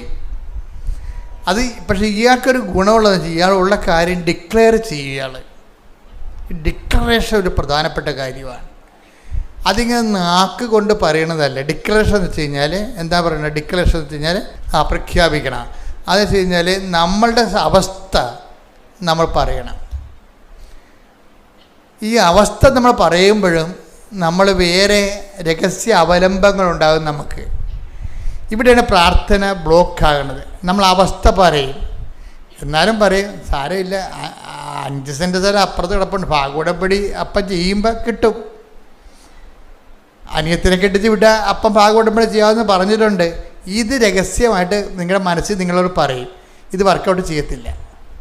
അതെപ്പോഴും നമ്മൾ ശ്രദ്ധിക്കണം. നമുക്ക് ഡിക്ലെയർ ചെയ്യാം, പക്ഷേ നിങ്ങൾ എവിടെയെങ്കിലും അവലംബം വെച്ചിട്ടുണ്ടെന്ന് നോക്കണം. ഇയാൾക്ക് ഒരു അവലംബം, 0 ഡിപ്പെൻഡൻസിയാണ് ഇയാൾക്കുള്ളത്. സീറോ ഡിപ്പെൻഡൻസ് വെച്ചാൽ ഇയാൾക്ക് അങ്ങനെ ഒന്നും ഇല്ല, FD ഇല്ല, പിന്നെ ആരും തരാനില്ല, ആരോടും ചോദിക്കാനും ഇല്ല. ആരോടും ചോദിച്ച് എല്ലാവരും ചോദിച്ച് ഇയാൾ രക്ഷപ്പെടുത്താൻ വേണ്ടി പരിശ്രമിച്ച് മടുത്ത ആൾക്കാരെ ആ നാട്ടിലുള്ളൂ. പക്ഷേ ഇയാൾ എന്ത് ചെയ്യും? ഡിക്ലെയർ ചെയ്യുമ്പോൾ ആത്മാർത്ഥമായി ഡിക്ലെയർ ചെയ്യും. എന്താ പറയണത്? വെള്ളം ഇളകുമ്പോൾ എൻ്റെ ഗതികേടാണ്, വല്ലാത്ത ഗതികേടാണ് എനിക്ക്. എന്താണ്? വെള്ളം ഇളകുമ്പോൾ എന്നെ വെള്ളത്തിലേക്ക് ഇറക്കാൻ എനിക്ക് ആരുമില്ല. ഈ ആരുമില്ല എന്നുള്ള സംഭവം എനിക്ക് തോന്നുന്നത് എന്തുമാത്രം നേരത്തെ അതൊരു അവയർനെസ്സാണത്. നമ്മൾ ആരും ഇല്ലെന്ന് പറഞ്ഞാലും നമ്മൾ പറയും എന്തെങ്കിലും ഉണ്ടാകുമെന്നുള്ള ചിന്തയാണ് നമുക്ക് മനസ്സിലുള്ളത്. പക്ഷെ കാലാന്തരത്തിലെ അനുഭവം കൊണ്ട് മാത്രമേ നമ്മൾ ഈ അവയർനെസ് ഉണ്ടാകത്തുള്ളൂ. എന്താണ്? സത്യം പറഞ്ഞാൽ മനുഷ്യന് ആരുമില്ല. ഞാൻ എപ്പോഴും നിങ്ങളോട് പറയണതാണ്, എല്ലാവരും ഉള്ളപ്പോഴും ആരുമില്ലെന്നുള്ള ബോധത്തിലേക്ക് നമ്മൾ വരണം. എന്നുവെച്ചാൽ ഒരു കടുത്തൊരു വിഷയം വന്നാൽ നിങ്ങളുടെ കൂടെ 3-ാം ദിവസം 2-ാം ദിവസമൊക്കെ വീട്ടിൽ ഉറക്കം നിൽക്കാൻ ആശുപത്രി നിൽക്കാൻ ആളുണ്ടാവും, 3-ാം ദിവസം ആളും ഉണ്ടാകത്തില്ല. ഈ നമ്മൾ ആദ്യത്തെ ഒരു സംഭവമാണ് ഈ പറയണത്. നിങ്ങൾക്ക് എന്തെങ്കിലും സംഭവിച്ചു കഴിഞ്ഞാൽ 1-ാം ദിവസവും 2-ാം ദിവസവും നിങ്ങളവർക്കും നിങ്ങളുടെ മക്കളുണ്ടാവും. മക്കളില്ല, മക്കളെ വെച്ചാൽ അവർ ആദ്യമൊക്കെ നിൽക്കും, പിന്നെ അവർ മനസ്സിൽ വിചാരിക്കും തള്ളയിണങ്ങും ചത്താൽ നമ്മൾ സമാധാനത്തിൽ ഇത് പഠിക്കാൻ വരുന്നെന്ന്. അങ്ങനെ തമാശയല്ല. ജീവിതത്തിൻ്റെ കറക്റ്റ് ഹൈഡ്രാ ഫേസ് നിങ്ങൾ കണ്ടിട്ടില്ല. ഇവരെല്ലാം രഹസ്യമായിട്ട് മനസ്സിൽ വിചാരിക്കും മക്കളാണ് സ്വന്തം. നമ്മൾ എന്തുമാത്രം കഷ്ടപ്പെടുത്ത് വളർത്തിയ മക്കളായാലും ശരി, അവരെ നിങ്ങൾ ഇങ്ങനെ അവരെ ജനിച്ച കാലം പോലും നിങ്ങൾ അവിടുത്തെ കഷ്ടപ്പാടെല്ലാം അവരെ പറഞ്ഞ് മനസ്സിലാക്കുന്നുണ്ട്. അത് എന്തിനാ കാര്യം? നിങ്ങൾ വീണ് പോയാൽ ഒരു താങ്ങ് കിട്ടാൻ വേണ്ടി അവർ നിങ്ങളെ ഒരുക്കുകയാണ്. ഇത് നിങ്ങൾ പറയേണ്ടതെന്നൊന്നുമല്ല ഞാൻ പറഞ്ഞത്. പറഞ്ഞിട്ടൊരു പ്രയോജനമില്ലെന്ന് ആദ്യം നിങ്ങൾ മനസ്സിലാക്കുകയും ചെയ്യണം. മനസ്സിലായില്ലേ? ഇത് പറയേണ്ടതെന്ന് ഞാൻ പറയത്തില്ല. നിങ്ങളിങ്ങനെ തച്ചനിരുന്നുകൊണ്ട് ഊണ് കഴിക്കാൻ നേരത്ത് അരി തിരിയാൻ നേരത്ത് ആദ്യ കാലം കെട്ടി വന്ന കാലം മുതൽ നിങ്ങളെ വീട്ടിൽ കയറ്റാഞ്ഞതും നിങ്ങൾ പായം തറയിലും എടുത്തുകൊണ്ട് അപ്പുറത്ത് പോയി കിടന്ന കാര്യം, ബന്ധുക്കളുടെ വീട്ടിൽ ഭർത്താവ് വെള്ളം അടിച്ച് വന്നിട്ട് നാത്തിൻ്റെ വീട്ടിൽ പോയി താമസക്കാരും അവിടെ ഉറക്കം വരുന്ന കാര്യം, ഇങ്ങനെയൊക്കെ കഥകളൊക്കെ നിങ്ങൾ പറയും. പക്ഷേ ഈ കടമാൻ പോത്തിനുണ്ട് ഇതൊക്കെ പറഞ്ഞിട്ട് കാര്യമില്ല. ഇതൊക്കെ കേട്ടോണ്ടിരിക്കുന്നല്ലാതെ ഒരു കഥയുമില്ല. അപ്പം നിങ്ങൾ ഇവരോട് ഇതൊക്കെ കഥകൾ പറയണതിൻ്റെ കാര്യം എന്തെങ്കിലും ഇത്രയും ഞാൻ അനുഭവിച്ചു നിന്നെയൊക്കെ പോറ്റി വളർത്താൻ വേണ്ടി, എനിക്കെന്തെങ്കിലും സംഭവിച്ചാൽ നീ ഒരു താങ്ങുണ്ടാകണമെന്നാണ്. അപ്പം നീ ഡിപ്പെൻഡ് ചെയ്യണത്. നിങ്ങൾ പറയുകയോ പറയാതിരിക്കുകയോ നിങ്ങൾ എന്ത് ചെയ്യുക, പക്ഷേ ഡിപ്പെൻഡ് ചെയ്യരുത്. ഇയാൾ നമ്മളെ രക്ഷപ്പെടുത്തു എന്നുള്ള ചിന്തയിലേക്ക് വരരുത്. അത് മനസ്സിൽ പോലും ചിന്തിക്കരുത്. ചിന്തിച്ചു കഴിഞ്ഞാൽ ദൈവത്തിൽ നിങ്ങൾക്ക് പൂർണ്ണമായിട്ട് ഡിപ്പെൻഡ് ചെയ്യാൻ പറ്റത്തില്ല. ദൈവത്തിന് ഈ ഡാമേജ് ഡിപ്പെൻഡൻസി സ്വീകാര്യമല്ല. അത് എപ്പോഴും നമ്മൾ ശ്രദ്ധിക്കേണ്ട കാര്യമാണ്. എന്നുവെച്ചാൽ ഡാമേജ് ഡിപ്പെൻഡൻസി എന്ന് പറയണത് നിങ്ങൾ പകുതി ദൈവത്തിലും പകുതി പണത്തിലും FDയിലും പറമ്പിലും പൊന്നിലും വെക്കും, ഇല്ലേ? അതാണ് ഡാമേജ് ഡിപ്പെൻഡൻസി എന്ന് പറയുന്നത്. ഇതൊക്കെ ഉണ്ടായാലും ഇപ്പം ചില ആൾക്കാരുടെ മാലയൊക്കെ പൊട്ടിച്ചു പോകുമ്പോൾ അവർ അയ്യോ ചേച്ചി അങ്ങനെ സംഭവിച്ചു ചേച്ചി പ്രാർത്ഥിക്കാൻ മാതാവിനോട് പറയാം എന്ന് പറയുമ്പോഴും ഞാൻ ഉള്ളിച്ചിരിക്കും, നല്ല കാര്യം പോയത് പൊട്ടണം. എന്താ കാര്യം വെച്ചാൽ ഈ സാധനം ഇട്ടുകൊണ്ട് ഇവിടെ വരേണ്ട വല്ല കാര്യമുണ്ട് അവർക്ക് ഈ ബഹളത്തിൻ്റെ ഇടയിൽ മാലയൊക്കെ ഇട്ടുകൊണ്ട് വരേണ്ട വല്ല കാര്യമുണ്ട് അവർക്ക്. അപ്പോൾ ഇവർ ഈ നാട്ടുകാരെ കാണിക്കാനും വീട്ടുകാരെ കാണിക്കാനും വേണ്ടി വീട്ടിലിരുന്നാലും വീട്ടുകാരെ അടിച്ചു മാറുന്ന കാരണമാണ് കിടത്തിയിട്ടുണ്ട് നടക്കുന്നത്. ഇതിൻ്റെ അകത്ത് ഇവർ ഡിപ്പെൻഡ് ചെയ്യുന്നുണ്ട്. ഏതെങ്കിലും കാര്യത്തിന് ഡിപ്പെൻഡ് ചെയ്യേണ്ടതെന്നല്ല സംഭവം. ഇത് നമുക്ക് ദൈവത്തിൻ്റെ ഉറപ്പ്, ദൈവം നമുക്കുള്ളതുപോലുള്ള ഉറപ്പ്, ഒരു പക്ഷേ അതിനേക്കാൾ വലിയ ഉറപ്പ് ഈ നിങ്ങളുടെ കയ്യിലുള്ള ഈ ആസ്തിക്ക് നിങ്ങൾ കൊടുക്കുന്നുണ്ട്. ഇത് നമ്മളെ ഒരു അപകടമാണ് ആധ്യാത്മിക മേഖലയിൽ. അതുകൊണ്ടാണ് ഈ സീറോ ഡിപ്പെൻഡൻസിയിലാണ് ഈ ഔഷധപിതാവിനും മാതാവിനും ദൈവം ട്രെയിൻ ചെയ്തിരിക്കുന്നത്. വീട്ടിൽ നിന്ന് വിളിച്ചുകൊണ്ട് പോകുന്നില്ലേ? അവർ പ്രസവിക്കണ സമയമായപ്പോൾ വീട്ടിൽ നിന്ന് വിളിച്ചുകൊണ്ട് പോകുന്നില്ലേ? എന്ന് വെച്ച് കഴിഞ്ഞാൽ ഒരു പൂച്ചക്കുഞ്ഞിനെ പോലും ഇവർ ഡിപ്പെൻഡ് ചെയ്യരുത്. തൊഴുത്തില്ലെങ്കിൽ തൊഴുത്തിൽ ദൈവത്തിനെ മാത്രം ആശ്രയിക്കണം. അതെ എന്താണ് ഈ ഡിപ്പെൻഡൻസി, ഡാമേജ് ഡിപ്പെൻഡൻസി എന്ന് പറഞ്ഞാൽ എന്താണെന്ന് അറിയാമോ? എന്നുവെച്ചാൽ ചുതികൾ വന്നിട്ടുള്ള ആശ്രയങ്ങൾ, അവലംബങ്ങൾ, മർക്കോസ് 12:30. നീ നിന്റെ ദൈവമായ കർത്താവിനെ പറഞ്ഞ നീ നിന്റെ ദൈവമായ കർത്താവിനെ പൂർണ്ണ ഹൃദയത്തോടും പൂർണ്ണ ആത്മാവോടും പൂർണ്ണ മനസ്സോടും പൂർണ്ണ ശക്തിയോടും കൂടെ സ്നേഹിക്കുക. ഇതിനകത്ത് വരുന്ന വിഷയം ദൈവത്തിൻ്റെ നിലപാടിൽ പൂർണ്ണമായ സ്നേഹം മാത്രമേ സ്വീകാര്യമുള്ളൂ. അല്ലെങ്കിൽ നിങ്ങൾ ദൈവമായ കർത്താവിനെ സ്നേഹിക്കും, അതേ അളവിൽ മക്കളെയും പറമ്പും പൊന്നും ഒക്കെ നിങ്ങളെ ആശ്രയം വെക്കുകയാണെങ്കിൽ ഡാമേജ് ഡിപ്പെൻഡൻസി ഉണ്ടാവും. ഇയാളെ 38 കൊല്ലത്തിൽ ഈ 38 കൊല്ലം ഇവിടെ കിടത്തി ഈ കൊല്ലം പറയണ എന്താ കാര്യം? ഇയാൾക്ക് ആരോ ഉണ്ട് എന്ന് പറഞ്ഞുകൊണ്ട് ഇയാൾ ഇങ്ങനെ മനുഷ്യന്മാരെ ആശ്രയിച്ച് അനുഗ്രഹം ലാഗ് ചെയ്തെടുത്തതാണ്. എത്രയോ പേര് ഇയാളെ സഹായിക്കാൻ വേണ്ടി ആ വെള്ളത്തിൽ ചുവന്നുകൊണ്ട് ഇറക്കിയതാണെന്നറിയാമോ? ഈ ആൾക്കാരൊക്കെ ഉണ്ടായിട്ട് ഇയാൾ സുഖപ്പെട്ടില്ല. ദൈവത്തിന് വേണമെങ്കിൽ സുഖപ്പെടുത്താമായിരുന്നു. ഇവൾ ഡിപ്പെൻഡൻസി വന്ന പ്രശ്നമാണിത്. എനിക്ക് നാട്ടുകാരുണ്ട്, പാർട്ടിക്കാരുണ്ട്, പറമ്പുകാരുണ്ട്, വീട്ടുകാരുണ്ടെന്നൊക്കെ പറഞ്ഞുകൊണ്ട് ഇയാൾ ഓരോ മനസ്സിൽ ദൈവത്തിൻ്റെ സ്ഥാനത്ത് വേറെ ആൾക്കാരെയൊക്കെ വെച്ചിട്ടുണ്ട്. അതുകൊണ്ടാണ് ഈ 38 കൊല്ലം എടുത്തത്. അല്ലെങ്കിൽ യേശു വരുന്ന മുമ്പ് തന്നെ ആരെങ്കിലും പിടിച്ച് വെള്ളത്തിൽ മുക്കി വെച്ചെങ്കിൽ ഇയാൾ സുഖപ്പെട്ടേനെ. ഇയാളെ സുഖപ്പെടാത്തതിൻ്റെ കാരണം ദൈവത്തെക്കാൾ പ്രാധാന്യം ഇയാൾ ബന്ധുക്കൾക്ക്, സ്വന്തപ്പെട്ടവർക്കും, മക്കൾക്കും എല്ലാം കൊടുത്തിട്ട് ഡിപ്പെൻഡൻസി വെച്ച്. ദൈവത്തിനുള്ള കുഴപ്പമെന്ന് വെച്ച് കഴിഞ്ഞാൽ അങ്ങനെയുള്ള ഡിപ്പെൻഡൻസി സ്വീകാര്യമല്ല. അതാണ് പൂർണ്ണ ഹൃദയം എന്ന് പറഞ്ഞതിൻ്റെ കാരണം. ഇത് നിസ്സാരമല്ല, ശരിക്കും പറഞ്ഞാൽ സീരിയമാണ്. അത് ഈശോ വന്ന കാലത്ത് ഈശോ ഇതിനെ വളരെ സീരിയസ് ആയിട്ടാണ് എടുത്തത്. ഈ ഒരു കൽപ്പന എന്താണ്? എന്നേക്കാളുപരി ഭർത്താവിനെ സ്നേഹിക്കുന്നവൻ ഐ ഡോണ്ട് വാണ്ട് എന്ന് പറഞ്ഞ് അത്രയും ക്ലിയറായിട്ടാണ് പറഞ്ഞിരിക്കുന്നത്. പള്ളിയച്ചന്മാരിതൊന്നും പറയത്തില്ല. എന്താ കാര്യം? ക്രിസ്തുവിനെ കൊടുക്കുകയല്ല പലരുടെ ഉദ്ദേശം. അവരുടെ ആ വചനത്തിനുള്ള പറ്റുന്നൊരു അതായത് കട്ടൻ്റെതായിട്ട് ക്രിസ്തുവിനെ കൊടുക്കാൻ തീരുമാനിക്കുന്നില്ലെങ്കിൽ ആ പ്രസംഗം കൊണ്ട് പ്രത്യേകിച്ച് ഗുണങ്ങളൊന്നും ഉണ്ടാകത്തില്ല. കുറച്ച് ഇളക്കങ്ങളൊക്കെ ആൾക്കാരുണ്ടാക്കാവുന്നല്ലാതെ നിങ്ങളുടെ ജീവിതത്തിൽ 0 ഗ്രോത്ത് ആയിരിക്കും വരാൻ പോണത്. നിങ്ങൾ ക്രിസ്തുവിനെയാണ് അന്വേഷിക്കണമെന്നുണ്ടെങ്കിൽ ഡിപ്പെൻഡൻസി ഇതെല്ലാം മാറ്റിയിട്ട്, അത് ഈ മനുഷ്യൻ അവസാനം പറയുന്നുണ്ട്. ഇപ്പോൾ എൻ്റെ അനുഭവം കൊണ്ട് ഞാൻ പഠിച്ച അയാൾ അനുഭവം കൊണ്ട് പഠിച്ച കാര്യമാണ് പറയണത്. 5:6 എന്താ പറയണത്?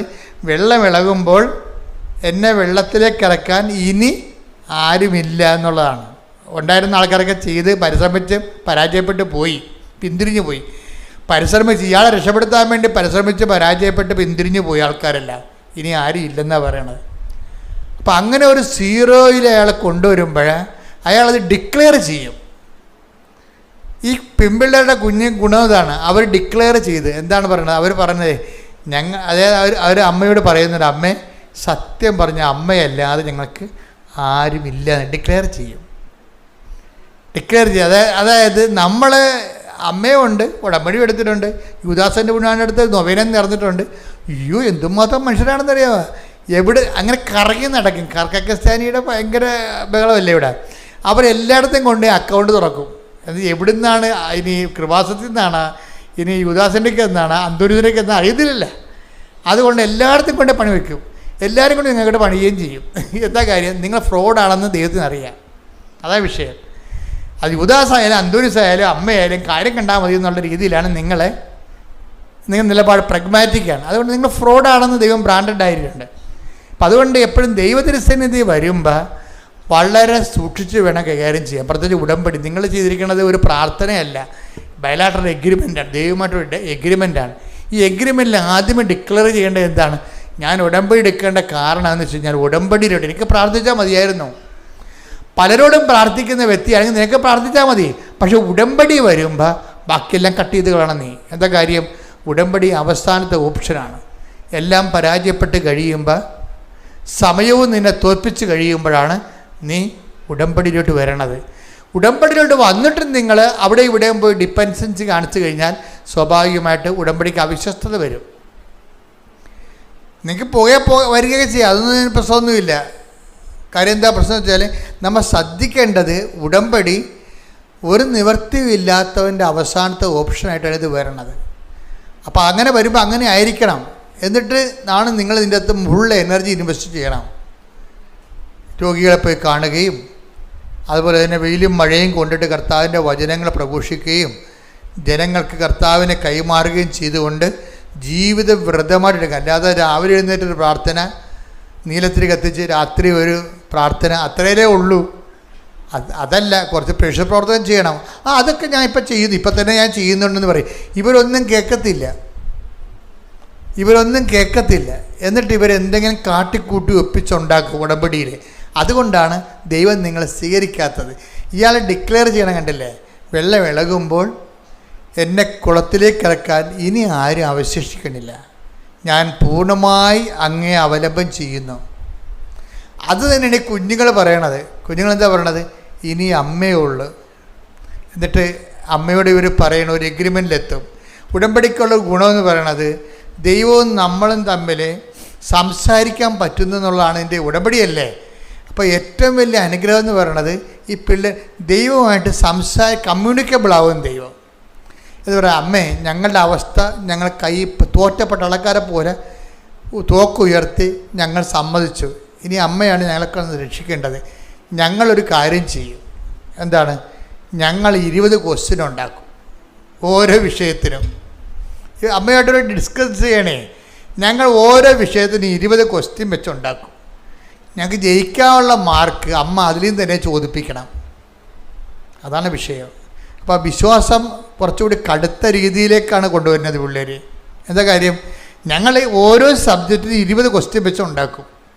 എന്നിട്ട് ഞങ്ങൾ ജയിക്കാനുള്ള മാർക്ക് ഞങ്ങൾ അമ്മയ്ക്ക് തന്നിട്ടുള്ള ചോദ്യത്തിൽ തന്നെ ചോദിപ്പിക്കണം.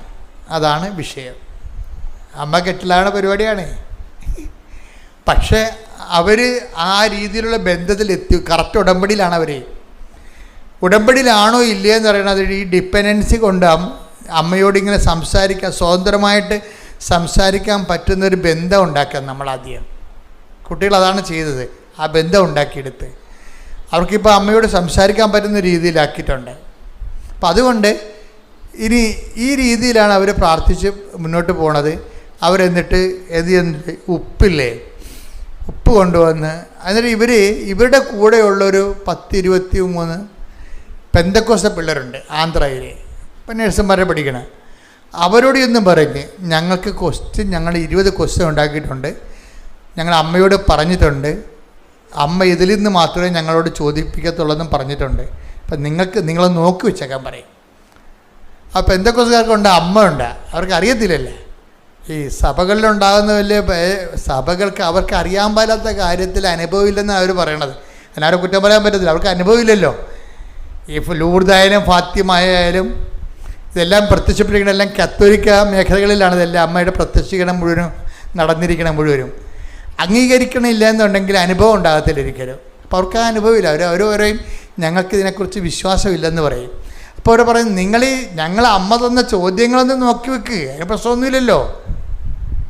അപ്പോൾ അവർക്ക് ആ ചോദ്യം കൊടുത്ത് പറയും. എന്നിട്ട് എന്ത് ചെയ്യും? ഇവർ ഉപ്പ് കൊണ്ടുപോയിട്ട് ഇവരുടെ സീറ്റിൽ, പരീക്ഷാ സീറ്റിലെല്ലാം വിതറും.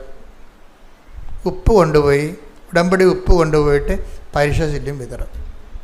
എൻ്റെ വിഷയം നിങ്ങൾക്ക് കൃപാസനത്തിൽ ചെല്ലുമ്പോൾ ചിലർ പറയും ഒരു വിവരമില്ലാത്തമാർ കുറേ ആൾക്കാരുണ്ട്, അവർ അവിടെയൊക്കെ അന്ധവിശ്വാസം പഠിപ്പിക്കണം എന്ന് പറയും. അച്ഛന്മാരും കന്യാസിമാരും പറഞ്ഞിട്ടുണ്ട്. ഇത് എന്നോട് വന്ന് ചോദിച്ചിട്ടുണ്ട്, അച്ഛാ ഇങ്ങനെയൊക്കെ ഉപ്പ് വെഞ്ചരിച്ച് കൊടുക്കുക. ഞാൻ നിങ്ങളൊന്ന് ക്ലാസ്സിൽ പങ്കെടുത്തിട്ട് ഉടമ്പടിയിൽ എടുത്തിട്ട് സംസാരിക്കാൻ പറയും. അല്ലാതെ ഇവരോട് സംസാരിക്കേണ്ട കാര്യം എനിക്കെന്താ? നിങ്ങളാദ്യം ഉടമ്പടി എടുത്തിട്ട് ഉടമ്പടി പ്രോസസ്സിലൂടെ വാ. അപ്പം നിങ്ങൾക്ക് മനസ്സിലാവും എന്താ സംഭവം. ഉടമ്പടി വർക്ക് ചെയ്യണത് not by merit but by ഗ്രേസിലാണ്. രക്ഷയുടെ ദൈവം കൊടുത്തിരിക്കുന്ന ഫോർമുല അതാണ്. എന്താണ്? നിൻ്റെ കഴിവ് കൊണ്ടല്ല, എൻ്റെ കൃപ കൊണ്ടാണെന്ന്. അപ്പോൾ ഇത് നമ്മൾ പ്രഖ്യാപിക്കണം. എന്താ കാര്യം? ഇത് നോട്ട് ബൈ എൻ്റെ മെറിറ്റല്ല, നിൻ്റെ കഴിവ്. അതാണ് ഈ ഉപ്പ് വെഞ്ചരിച്ച് നമ്മൾ കൊണ്ടുപോയി ആ ഉപ്പ് വെഞ്ചരിച്ച് കൊണ്ടുപോയി അത് എന്ത് ഇടണം? അതിൻ്റെ ഒരു തരി ഇട്ടാൽ മതി. ആ കസേര ഇട്ടിട്ടാണ് ഇവർ ഇരിക്കണത്. എന്താ കാര്യം? ഞങ്ങൾ കൈപൊക്കി തോറ്റ് സമ്മതിക്കുന്നു, എൻ്റെ പഠനം കൊണ്ടോ എൻ്റെ ഓർമ്മശക്തി കൊണ്ടോ ഒന്നുമല്ല, അമ്മ ദൈവത്തിൻ്റെ കൃപ കൊണ്ടാണ് ഞങ്ങൾ ജയിക്കാൻ പോകണമെന്ന് പ്രഖ്യാപിക്കാൻ. അതിൻ്റെ ഒരു പ്രഖ്യാപനമാണ് ഈ ഉപ്പിടണത്.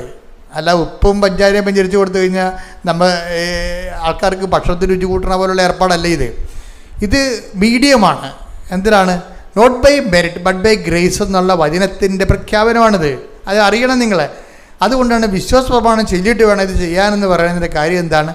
ഇനി മെറിറ്റ് എനിക്കില്ല, ഇനി നിൻ്റെ ഗ്രേസിൽ മാത്രമേ ഇത് വർക്കൗട്ട് ചെയ്യത്തുള്ളൂ. ആദ്യ ദിവസം തന്നെ ഇവർ ആദ്യത്തെ പരീക്ഷയ്ക്ക് തന്നെ ജയിക്കാനുള്ള മാർക്ക് അമ്മ 20-ൽ 11 ഇവർ പഠിച്ചത് തന്നെ അമ്മ ചോദിപ്പിച്ച്. അതോടുകൂടി കണക്ക് കൂട്ടി നോക്കിയപ്പോൾ ജയിക്കാനും ബാക്കി മാർക്ക് അതിൽ നിന്ന് കിട്ടി. അപ്പം തന്നെ പെന്തക്കോസ്തുകാർ ഇളകി. പിറ്റേ ദിവസം ഇവരോട് വന്ന് ചോദിച്ചു വാങ്ങിച്ചുകൊണ്ട് പോയി. കാശുരൂപവും തൊട്ട് പ്രാർത്ഥിക്കുകയും പിന്നെ എന്താണ് ഉപ്പ് മേടിച്ചുകൊണ്ട് പോയി. ഈ പരീക്ഷകൾക്കെല്ലാം 11 ചോദ്യം വെച്ച് അമ്മ ചോദിപ്പിച്ചിട്ടുണ്ട്. ഈ പരീക്ഷകൾക്കെല്ലാം ഇവിടെ വിജയശതമാനം എത്രയാണെന്ന് അറിയാമോ? ഇവർ അമ്മയോട് പറഞ്ഞത് ആവറേജ് മതി കേട്ടോ. അപ്പനും അമ്മയടുത്ത് മുഖത്ത് നോക്കണമല്ല. ഇനി അതുങ്ങളെ കൊണ്ട് വേല എടുപ്പ് നടുപിടിച്ച് ഇനിയും പഠിക്കാനുള്ള കാശ് വീട്ടിലില്ല. അതുകൊണ്ട് ആവറേജ് തന്നാൽ മതി, ഞങ്ങൾക്ക് എങ്ങനെയെങ്കിലും ഞങ്ങൾ തല്ലിപ്പിടിച്ചുള്ള. അമ്മ എല്ലാത്തിനും 45 മക്കൾക്കും ഡിസ്റ്റിങ്ഷൻ കൊടുത്തിരിക്കുകയാണ്. ഇതാണ് ഉടമ്പടി നോട്ട് ബൈ മെറിറ്റ് എന്ന് പറയണത്. നോട്ട് ബൈ മെറിറ്റ് എന്ന് വെച്ചാൽ ബട്ട് ബൈ ഗ്രേസ്. ഇതിൻ്റെ അകത്ത് വരുന്ന വർക്കിംഗ് എന്ന് പറയണത് ഇവർ ഓരോരോ സമയത്തും ഈ നോട്ട് ബൈ മെറിറ്റ് പ്രഖ്യാപിക്കണം. നമ്മുടെ ജീവിതത്തിൽ വരുന്ന ഓരോ സാഹചര്യം മെറിറ്റ് ലൂസ് ചെയ്തത് പ്രഖ്യാപിക്കാനുള്ളതാണ്. ഇടയ്ക്കൊക്കെ എന്തെങ്കിലുമൊക്കെ സംഭവിക്കുകയെ ബാങ്ക് മാനേജർ ലോൺ തരാമെന്ന് പറഞ്ഞ ആൾ പറയും, അയ്യോ പിറ്റേ ദിവസം ചിലവ് പറയും, സാറേ ബാങ്ക് ലോൺ അനുവദിച്ച് സാറ് തരാമെന്ന് പറഞ്ഞായിരുന്നു. ഏത് സാറ്? ഇന്ന സാറ്. അശോകനാ. അശോകൻ സ്ഥലം മാറിപ്പോയി എന്ന് പറയും. അയ്യോ എന്ന് പറയും. അതെന്താണ്? മെറിറ്റ് പോയതാണ് സംഭവം. നോട്ട് ബൈ മെറിറ്റിലാണിത് വർക്ക് ചെയ്യാൻ പോകണമെന്നാണ്. നീ അശോകനും തമ്മിലുള്ള ധാരണപ്പുറത്തല്ല നടക്കാൻ പോണത്, എൻ്റെ നേരിട്ടുള്ള ഇടപെടലാണിത് നടക്കാൻ പോണെന്നതിൻ്റെ അർത്ഥം. അതാണ് എൻ്റെ അത് വരുന്ന വിഷയം. എന്ന് വെച്ചാൽ ഇങ്ങനെ ഉടമ്പടി കാലത്ത് അടിക്കടി ചില സമയത്ത് ചില ട്രബിൾ സംഭവിക്കും. അതിൻ്റെ ഉദ്ദേശം എന്ന് പറയുന്നത് നിൻ്റെ മെറിറ്റ് ഡാമേജ് ആക്കി കളയുകയാണ്. എന്താണ്? നോട്ട് ബൈ മെറിറ്റിൽ അത് വർക്ക് ചെയ്യാൻ പോണത് നിൻ്റെ യോഗ്യത കൊണ്ടല്ല, ദൈവത്തിൻ്റെ കൃപ കൊണ്ടാണ്. ഇനി സത്യസന്ധമായിട്ട് കമ്മ്യൂണിക്കേഷൻ ഫ്രണ്ട്ലി ആയിക്കഴിഞ്ഞാൽ, ഉടമ്പടിയിലൊരു കമ്മ്യൂണിക്കേഷൻ ഫ്രണ്ട്ലി എന്ന് പറഞ്ഞൊരു ലെവലുണ്ട്. എന്ന് വെച്ചാൽ നിങ്ങൾ സത്യസന്ധരാണ്, വിശ്വസ്തരാണെന്ന് ദൈവത്തിന് മനസ്സിലാകുന്നിടത്ത് വെച്ച് ഉടമ്പടി കമ്മ്യൂണിക്കേഷൻ ഫ്രണ്ട്ലി ആവും. നമുക്ക് ദൈവത്തോട് നേരിട്ട് സംസാരിക്കാം നമുക്ക്. അതായത് പക്ഷേ നമ്മൾ സത്യസന്ധരായിരിക്കണം, ഉടായ്പ കാണിക്കരുത്. ആ ഉടമ്പടിയുടെ 90 ദിവസം വരെ കാര്യം കാണാൻ വേണ്ടി കഴുതക്കാലം പിടിക്കണ പോലെ കഴുതക്ക് പോലെ അമ്മയുടെ കാലക്കരി പിടിച്ചുകൊണ്ട് നടക്കുന്ന പാർട്ടിയാണ് പകുതി മുക്കാലും ഉള്ളത്. അതുകൊണ്ടാണ് ഈ പണി കിട്ടുന്നത്. അങ്ങനെയല്ല, നിങ്ങൾ സത്യസന്ധമായിട്ട് ദൈവത്തെ അന്വേഷിക്കുന്നതിൻ്റെ ഭാഗമായിട്ട് ജീവിതം set covenant, life set the covenant. ഇത് ഞാൻ കവനൻ്റൽ ലൈഫാണ് ഫോളോ ചെയ്യണത്. അത് ദൈവത്തിൻ്റെ ആനുകൂല്യം എന്ന് പറഞ്ഞതിനേക്കാളുപരി ദൈവം തന്നെയാണ് ഇതിൻ്റെ ആനുകൂല്യമെന്ന് ഞാൻ പ്രഖ്യാപിക്കണമെന്ന് പറഞ്ഞുകൊണ്ട് നമ്മൾ തോറ്റാലും ജയിച്ചാലും ഒരേ നിലവാരത്തിൽ ദൈവത്തിൻ്റെ കൂടെ വിശ്വസ്തയോടെ മുന്നേറും. ഈ മുന്നേറ്റം അങ്ങോട്ട് മുന്നോട്ട് പോകുമ്പോൾ കുറച്ച് കഴിയുമ്പോൾ ദൈവത്തിന് നമ്മളെ വിശ്വാസമാകും. അപ്പോഴാണ് കമ്മ്യൂണിക്കേഷൻ ഫ്രണ്ട്ലി ആകണത്. കമ്മ്യൂണിക്കേഷൻ നമ്മൾ പറയണതെല്ലാം ദൈവം കേൾക്കും, ദൈവം പറയണത് നമ്മൾ കേൾക്കും. ഇങ്ങനെ അങ്ങ് പോകുന്ന ലൈഫുണ്ട്. ഇപ്പോൾ ഈ ദിവസങ്ങളിൽ വേറൊരു സാക്ഷ്യം ഉണ്ടായി. പുണ്യ എന്നും പറഞ്ഞ കുഞ്ഞ്, നിങ്ങൾ സാക്ഷ്യം കേട്ട് കാണാം, ഇട്ടിട്ടുണ്ട്, അപ്പിയരുണ്ട്. അതായത് ഇവർ IAM-ൽ മെറിറ്റിൽ കയറിയ ആളാണ്. നിങ്ങൾക്കറിയാലോ IAM എന്ന് പറയുന്നത് ഇന്ത്യൻ ഇൻസ്റ്റിറ്റ്യൂട്ട് ഓഫ് മാനേജ്മെൻറ്റ്, ഭയങ്കര IAS പോലെ റാങ്കിലുള്ളതാണ്. കുറേ അതുപോലെ അഡ്മിനിസ്ട്രേറ്റീവ് സർവീസ് ഉണ്ട്. ഇതുപോലെ ഈ ഫോറസ്റ്റിന് IFSR എന്നൊക്കെ പറയത്തല്ലേ. അപ്പം അതുപോലെ തന്നെയുള്ള സർവീസാണ് IAM. ഈ മാനേജ് ഇക്കണോമിക്, ഫൈനാൻസ്, ടാക്സേഷൻ ഇങ്ങനെയുള്ള മേഖലയിലാണ് ഇത്. മാനേജ്മെൻറ്റ് കോഴ്സാണിത്. ഇതിന് നമുക്ക് അഡ്മിഷൻ കിട്ടിയാൽ തന്നെ അപ്പം തന്നെ ജോലി ഉറപ്പാകും. ഇപ്പം IAM-ൽ കയറി പറയുന്നത് ഭയങ്കര പാടാണ്. കാര്യം MG യൂണിവേഴ്സിറ്റിയിൽ നിന്ന് ഫസ്റ്റ് റാങ്കാണ്. ഫൈനാൻസ് ആൻഡ് ടാക്സേഷൻ കൊമേഴ്സിൽ ഫസ്റ്റ് റാങ്ക് കിട്ടിയ സ്റ്റുഡൻ്റാണ് പുണ്യ. പക്ഷേ പുണ്യ ഫസ്റ്റ് റാങ്ക് കിട്ടിയെങ്കിലും പുണ്യയെ സംബന്ധിച്ചുള്ള ഒരു പ്രശ്നമുള്ളതെന്ന് വെച്ച് കഴിഞ്ഞാൽ IAM-ൽ പോകാനുള്ള കൊതിയുണ്ട്. പക്ഷേ അവിടെ നിന്ന് വെച്ചാൽ കോമ്പറ്റീഷനാണ്. കാര്യം ഈ ഓൾ ഇന്ത്യ എക്സാമാണത്. ചിലപ്പോൾ 8 ലക്ഷം പേര് എഴുതും, ചിലപ്പോൾ 5 ലക്ഷം പേര് എഴുതും. മെറിറ്റ് സീറ്റ് പോലും 2500 ഉള്ളൂ. ഈ 3 ലക്ഷം പേർ എഴുതിയാലും 8 ലക്ഷം പേർ എഴുതിയാലും മെറിറ്റ് സീറ്റ് എന്ന് പറയണത്, യോഗ്യതയിൽ കയറണത് സീറ്റ് 2500 ഉള്ളൂ. അപ്പോൾ ഇന്ത്യ മുഴുവനുമുള്ള ആൾക്കാർ 8 ലക്ഷം ആൾക്കാർ 5 ലക്ഷം ആൾക്കാരായിട്ട് കോമ്പറ്റ് ചെയ്യണം. അതിൽ 2500 കയറി വരണം, പാടാണ്. അത്തരം ഇടിപെട്ട് ടെസ്റ്റുകളാണ് ഉള്ളത്. പക്ഷേ ഇവളതുകൊണ്ട് പുണ്യം പറയും, ഉടമ്പടി എടുത്തിട്ട് പറയും, അമ്മ ഞാൻ അടുത്ത കൊല്ലം എഴുതാം, എനിക്ക് ഇപ്പോൾ തന്നെ ആംബിയർ ഇല്ലെന്ന് പറയും. അതാണ് ഫസ്റ്റ് പോയിൻ്റ്. എന്താണ്? അടുത്ത കൊല്ലം കാറ്റ് എക്സാമിനാണ് പോകേണ്ടത്. അതായത് അത് അടുത്ത കൊല്ലം എഴുതാം, എനിക്ക് ഒരു കൊല്ലം ഞാൻ പഠിച്ചിട്ട് അടുത്ത കൊല്ലം എഴുതാം. ഇപ്പോഴത്തെ അടുത്ത കൊല്ലത്തിനെ ഒക്കുമെന്ന് അറിയത്തില്ല, കാര്യം ഹൈ കോമ്പറ്റീഷൻ അല്ലേ ഈ സംഭവം. പക്ഷെ ഉടമ്പടി എടുത്തു കഴിഞ്ഞ് കുറച്ച് കഴിഞ്ഞപ്പോൾ തോന്നി ഈ ഒരു കൊല്ലം വെറുതെ കളയണ എന്താ, എഴുതി നോക്കാമെന്ന് പറയും. ഒരു കൊല്ലം വെറുതെ കളയണ എന്താ, എഴുതി നോക്കാമെന്ന് പറയും. അങ്ങനെ IIM പരീക്ഷയ്ക്ക് പോകും. IIM പരീക്ഷയ്ക്ക് പോയി കഴിഞ്ഞിട്ട് അപ്പോൾ 2 ആഴ്ച സംബന്ധിച്ചിടത്തോളം 2 ആഴ്ച ഈ ഇംഗ്ലീഷ് ഇവർക്ക് ഭയങ്കര ഫ്ലുവൻ്റാണ്. പക്ഷെ മാത്സിൻ്റെ അകത്ത് വരുമ്പോൾ വെള്ളം കുടിക്കും. അപ്പോൾ അതുകൊണ്ട് മാത്സ് എന്തുമാത്രം അവസാനം അത് തലക്കയറാത്തൊരവസ്ഥ വന്നു. അപ്പോൾ ഇവൾ അമ്മയോട് കമ്മ്യൂണിക്കേറ്റ് ചെയ്യും. അമ്മയോട് പറയും, അമ്മ എൻ്റെ IIM ഓണർ ചെയ്യുന്നുണ്ടോ എന്ന് ചോദിക്കും. അതായത് കമ്മ്യൂണിക്കേഷൻ ഫ്രണ്ടിൽ എന്ന് പറയണത്. അമ്മ IIM ഓണർ ചെയ്യുന്നുണ്ടെങ്കിൽ എനിക്കതിന് എന്നെ ബോധ്യപ്പെടുത്തുമെന്ന് പറയും. അമ്മ അവിടെ ഉണ്ടെന്നുള്ളതിനെ എന്നെ ബോധ്യപ്പെടുത്തുമെന്ന് പറയും. അപ്പോൾ കമ്മ്യൂണിക്കേഷൻ പോകണം. അമ്മ അവിടെ ഉണ്ട്, പരീക്ഷാ ഹാളിൽ ഉണ്ടെന്ന് എന്നെ ബോധ്യപ്പെടുത്തണമെന്ന് പറയും. അതിന് ഇവൾ 3 കണ്ടീഷൻസ് അമ്മയോട് വെക്കും. എന്താ വെക്കണം? ഒന്നാമത്തെ കണ്ടീഷൻസ്, എൻ്റെ ഇൻവിജിലേറ്റർ അമ്മയുടെ കളറിൽ ബ്ലൂവിൽ വരണം. പിന്നെ എൻ്റെ ബയോമെട്രിക്സിൽ എൻ്റെ ഇൻവിജിലേറ്റർ അയാൾ ഗ്രീനിൽ വരണം. എനിക്ക് അവിടെ തന്നെ കമ്പ്യൂട്ടറിൽ 7 എന്ന് പറഞ്ഞ നമ്പർ ഉണ്ടാകണം. എങ്കിൽ ഈ പരീക്ഷ അമ്മ എഴുതുമെന്ന് ഞാൻ മനസ്സിലാക്കുമെന്ന് പറയും. ഇതാണ് ഇവർ തമ്മിലുള്ള കമ്മ്യൂണിക്കേഷൻ എന്ന് പറഞ്ഞ ഇതാണ്. നിങ്ങൾ നോക്കിയാൽ ഉടമ്പടി എന്ത് റേഞ്ചാണെന്ന് നോക്കിയേ. ഇങ്ങനെ വളരുകയാണ് മനുഷ്യരെ. ഉടമ്പടി ഒപ്പം ദൈവമായിട്ട് വിളിപ്പുറത്ത് നിന്ന് അങ്ങോട്ടും ഇങ്ങോട്ടും സംസാരിച്ച് ടേംസ് ആൻഡ് കണ്ടീഷൻസ് ഫിക്സ് ചെയ്തിട്ട് ഇവരുടെ ടേംസിലേക്ക് അമ്മ വരണ ഭയങ്കര രസമാണ്. ഇവർ ചെല്ലുമ്പോൾ എക്സാം ഹോളിലോട്ട് ചിലപ്പോൾ തന്നെ ഇൻവിജിലേറ്റർ ഈ പറഞ്ഞിരിക്കുന്ന ബ്ലൂ കളറിലേക്ക് വരും. അതിൻ്റെ ആ എക്സാം കഴിഞ്ഞതിന് ശേഷം ബയോമെട്രിക്സ് ചെല്ലുമ്പോൾ അയാൾ ഗ്രീനിൽ ഇങ്ങോട്ട് വരും, ഗ്രീൻ ഷർട്ടൊക്കെ ഇട്ട് വരും. കമ്പ്യൂട്ടർ ചെല്ലുമ്പോൾ കമ്പ്യൂട്ടർ എന്താ അവൾ 7 എന്നാണ് പറയണത്. 7 എന്ന് അവൾ പറഞ്ഞത് ഞാൻ 7 എന്ന് അമ്മയോട് പറയാൻ കാര്യം 7 അല്ലേ അമ്മയുടെ ഡേറ്റ്. അമ്മ പ്രത്യക്ഷപ്പെട്ടത് 7 അല്ലേ, അതാണ് വിഷയം. അതുകൊണ്ടാണ് എൻ്റെ കമ്പ്യൂട്ടറിൽ 7 നമ്പർ ഉണ്ടാവണം. അപ്പോൾ നോക്കി കമ്പ്യൂട്ടർ കൊടുത്തപ്പോൾ 1771 ഇത്രയും ക്ലിയറാണ്. പിന്നെ ഇവൾ പെട്ടെന്ന് എഴുതി. ആ എല്ലാ കാര്യം പ്രോസസ്സെല്ലാം കഴിഞ്ഞ് ആ സ്വന്തം മെറിറ്റിൽ കയറിയിരിക്കുക പെട്ടെന്ന് ആൾ. ആദ്യമായിട്ടാണ് ഒരു IIM ഈ ഉടമ്പടിയിലൂടെ മെറിറ്റിൽ വരുന്ന സാക്ഷ്യമുള്ളത്. അത് വെച്ച് കഴിഞ്ഞാൽ ഞാൻ ഓർക്കണതെന്ന് വെച്ച് കഴിഞ്ഞാൽ ഓരോ വിഷയത്തിനും കുട്ടികളെന്ത് ശ്രദ്ധാപൂർവമാണ് അമ്മയോട് കമ്മ്യൂണിക്കേറ്റ് ചെയ്യണത്.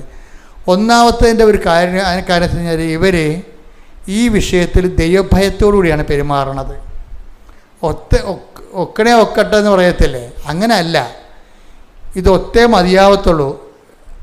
അതുകൊണ്ട് ദൈവം ഈ വിഷയത്തിൽ ഇടപെടുമെന്ന് പരിശുദ്ധാത്മാവ് ഇവർക്ക് നൽകുന്ന ഒരു സൂചന. അതായത് ഈ യോഹന്നാൻ 16:14 എടുത്തേ.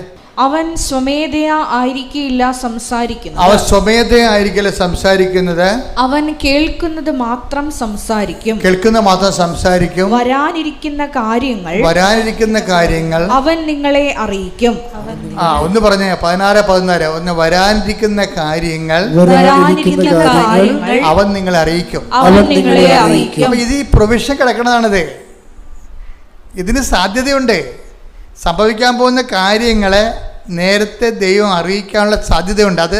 അതനുസരിച്ചുകൊണ്ടാണ് ഇവർ ഈ ക്വസ്റ്റ്യൻ ഉണ്ടാക്കുന്നത്. ഇത് പരിശുദ്ധാത്മാവിൻ്റെ പ്രവർത്തനമാണ്. ഉടമ്പടിയിൽ കമ്മ്യൂണിക്കേഷൻ സാധിക്കുന്നത് വിശുദ്ധിയോടെ ജീവിക്കുമ്പോൾ, പ്രേക്ഷിതരായി ജീവിക്കുമ്പോൾ സുവിശേഷം കൈമാറാൻ വേണ്ടി ജീവിക്കുമ്പോൾ, കർത്താവിൻ്റെ വചനം പാലിക്കാൻ വേണ്ടി ജീവിക്കുമ്പോൾ പരിശുദ്ധാത്മാവാണ് ആ ലെവലിൽ നമ്മളെ സഹായിക്കുന്നത്. ഇത് പരിശുദ്ധാത്മാവാണ് വരാൻ പോകുന്ന കാര്യങ്ങൾ പറയണത്. എന്താണ്? നീ ഇങ്ങനെ ചോദിക്കണം അമ്മയോട്. എങ്ങനെ ചോദിക്കണം? ഇൻവിജിലേറ്റർ ബ്ലൂവിൽ വരണം. നീ ഇങ്ങനെ ചോദിക്കണം അമ്മയോട്. എന്താണ്? നിൻ്റെ ബയോമെട്രിക്സ് ഗ്രീനിൽ വരണം. നീ ഇങ്ങനെ ചോദിക്കണം അമ്മയോട്. 7 ചേർത്ത കമ്പ്യൂട്ടർ തരണം. പരിശുദ്ധാത്മാവാണ് ഇവിടെ ഉള്ളിൽ തോന്നിക്കണത്. അത് തന്നെ മറ്റേ കുഞ്ഞുങ്ങൾ തോന്നുന്നത്. വരാൻ പോകുന്ന പരീക്ഷകൾ ഞങ്ങൾ ഇത്ര ക്വസ്റ്റ്യൻ എഴുതുമ്പോൾ ആ ക്വസ്റ്റ്യൻ പറഞ്ഞു കൊടുക്കുന്ന പരിശുദ്ധാത്മാവായിരിക്കും. എന്താ കാര്യം? അതിനുള്ള പ്രൊവിഷനുണ്ട്. ഇതൊരു വാഗ്ദാനമാണ്, അല്ലേ? വരാൻ പോകുന്ന കാര്യങ്ങൾ അറിയാനുള്ള വാഗ്ദാനമാണ്. ഇതെന്താണ്? ഇത് 2 കൊറിന്ത്യർ 1:20 എന്താണ്? സകല വാഗ്ദാനങ്ങളും ക്രിസ്തുവിൽ അതേ തന്നെയാണ്. അപ്പോൾ ക്രിസ്തുവുമായിട്ട് ഐക്യപ്പെട്ട് കഴിയുമ്പോൾ, മാതാവിൻ്റെ മധ്യസ്ഥ ക്രിസ്തുവോട് ഐക്യപ്പെട്ട് കഴിയുമ്പോൾ സംഭവിക്കാൻ പോകുന്ന കാര്യങ്ങളെക്കുറിച്ച് നമുക്കൊരു ഐഡിയ തരും. അമ്മ കമ്പ്യൂട്ടറിന് നമ്പർ വരെ കൊടുത്തിരിക്കേണ്ടത്. ഇതെന്ന് പറയുന്നത് കമ്മ്യൂണിക്കേഷൻ ഫ്രണ്ട്ലി ആയിട്ട് വരണതാണ്.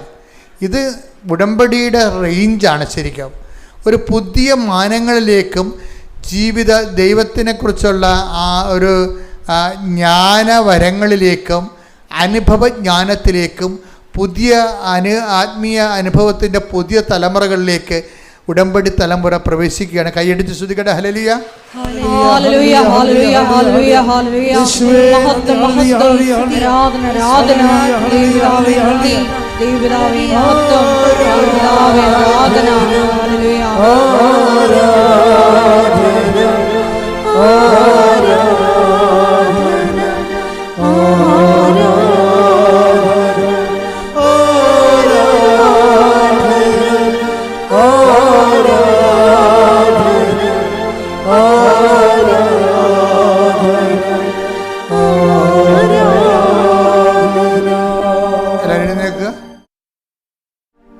രോഗസൗഖ്യ പ്രാർത്ഥനയുടെ സമയമാണ്.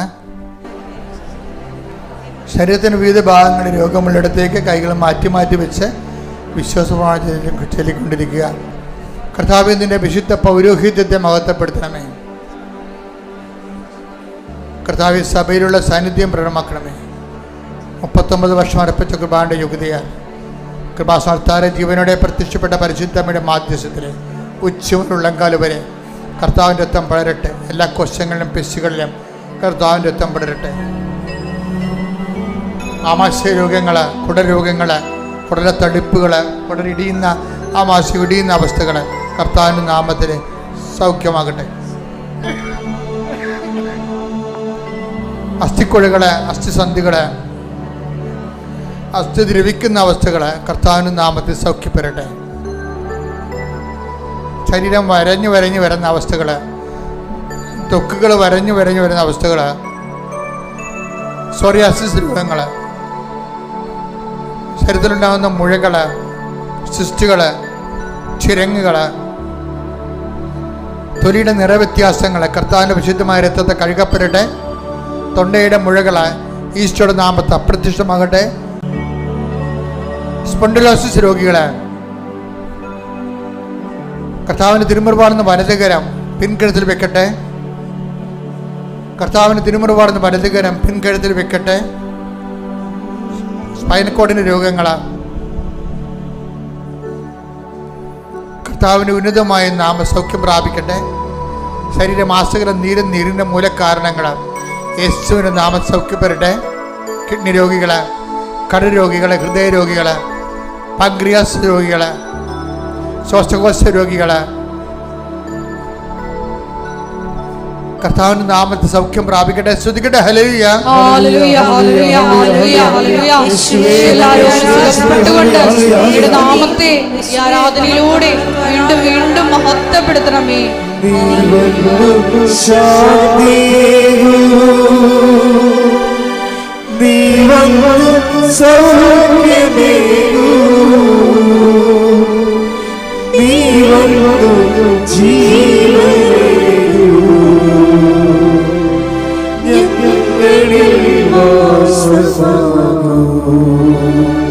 പരിശുദ്ധ പരമ ദിവ്യകാരുണ്യത്തിന് ആരാധനയും സ്തുതിയും പുകഴ്ചയും ഉണ്ടായിരിക്കട്ടെ. മക്കളെ, നമ്മൾ ഇനി പ്രാർത്ഥിക്കാൻ പോകുന്ന വിഷയങ്ങൾ ശ്രദ്ധിക്കുക.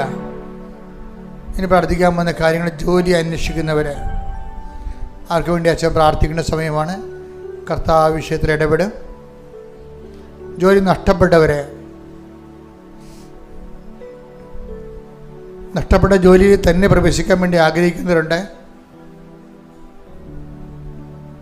പരിശുദ്ധ അമ്മയുടെ പ്രത്യേക സഹായം അവർക്ക് ലഭിക്കാൻ വേണ്ടി പ്രാർത്ഥിക്കുന്ന സമയമാണിത്.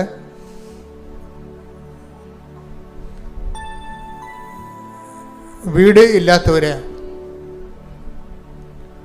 വീട് സ്ഥലവുമില്ലാത്തവർ,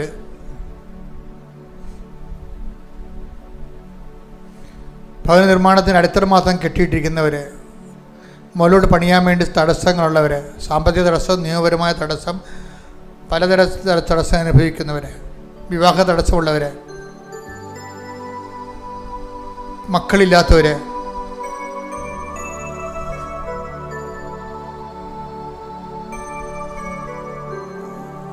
ജോലി സമ്പാദിക്കുന്നതിന് വേണ്ടി ഓരോരോ രേഖകൾ അന്വേഷിച്ചുകൊണ്ട് നടക്കുന്നവർ, പല എതിർപ്പുകളും തടസ്സങ്ങളും ഓഫീസ് ലെവലിൽ നിന്നും ഉന്നത സ്ഥാനങ്ങളിൽ നിന്നും അനുഭവിക്കുന്നവർ,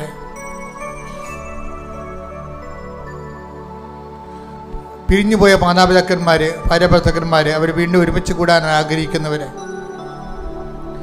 കേസിലകപ്പെട്ടിരിക്കുന്നവർ, അത് വിടുതലിന് വേണ്ടി പ്രാർത്ഥിക്കുന്നവർ, ഭാഗോടമ്പടികൾ, കോടതി കേസുകൾ, സ്ഥലസംബന്ധമായ കേസുകൾ, അതിലെല്ലാം വല്ലാത്ത വൈഷമ്യങ്ങൾ അനുഭവിക്കുന്നവർ, ജീവിതം ഇങ്ങനെ നിന്ന് നിലച്ചു പോയവർ, ഇനി ഒരടി മുന്നോട്ട് പോകാൻ പറ്റാത്ത രീതിയിൽ ജീവിതം നിലച്ചു പോയവർ, മനസ്സുകൊണ്ട് നിലച്ചു പോയവർ,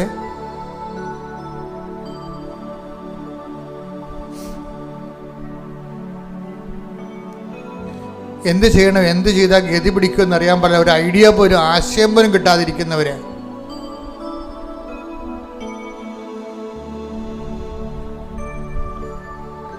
ദൂരയാത്രയ്ക്ക് വേണ്ടി ഒരുങ്ങുന്നവർ, അതിനുവേണ്ടി ശ്രമിച്ചിട്ട് പരാജയപ്പെടുന്നവർ, സമ്പത്ത് അന്യായമായിട്ട് അന്യൻ്റെ കയ്യിൽ അകപ്പെട്ടിട്ട് തിരിച്ചു കിട്ടാത്തവർ,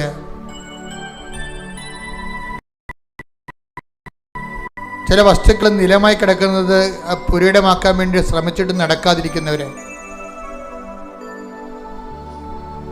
പല വ്യക്തികൾ എല്ലാം വട്ടം ചവിട്ടി ഒന്നും നടക്കാത്ത രീതിയിലാക്കിയിരിക്കുന്നവർ, കുടുംബത്തിൽ പരസ്പര സ്നേഹമില്ലാതെ പരസ്പരം പഴിചാരിക്കൊണ്ട് ഒന്നും ചെയ്യാൻ അനുവദിക്കാത്ത രീതിയിൽ ദുർവിധിയാണെന്ന രീതിയിൽ മനസ്സിടിഞ്ഞു പോയവർ, ഇവരുടെ മേലെല്ലാം കർത്താവിൻ്റെ ശക്തി അതിശക്തമായ രീതിയിൽ ദൈവത്തിൻ്റെ കൃപയ്ക്ക് വേണ്ടി ഇവരെ പരമേൽപ്പിച്ചുകൊണ്ട് ഇടിമുഴക്കം പോലെ സ്തുതിക്കട്ടെ. Hallelujah, hallelujah, hallelujah, hallelujah.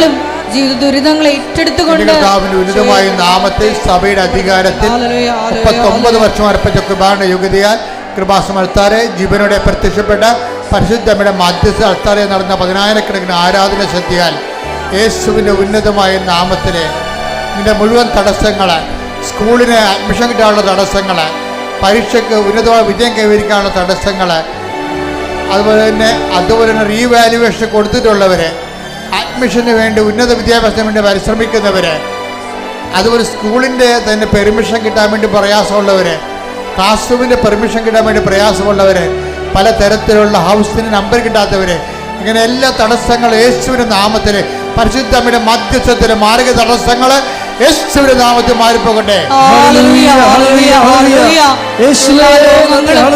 ദുരിതങ്ങളും തടസ്സങ്ങളും നീങ്ങിപ്പോയിക്കൊണ്ട് നാമത്തെ ആരാധനയിലൂടെ വീണ്ടും വീണ്ടും മഹത്വപ്പെടുത്തണമേ.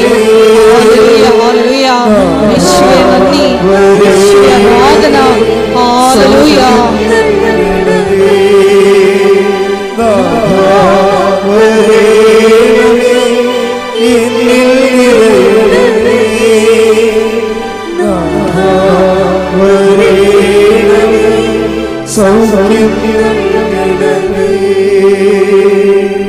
മുട്ടനിക്കുക, മൗനമായി പ്രാർത്ഥിക്കേണ്ട സമയമാണിത്. വ്യക്തിപരമായ ആവശ്യങ്ങൾക്ക് വേണ്ടി മൗനമായി പ്രാർത്ഥിക്കുന്ന സമയമാണിത്. ഓൺലൈനിലുള്ളവരും ഇപ്പോൾ പ്രാർത്ഥിക്കുക.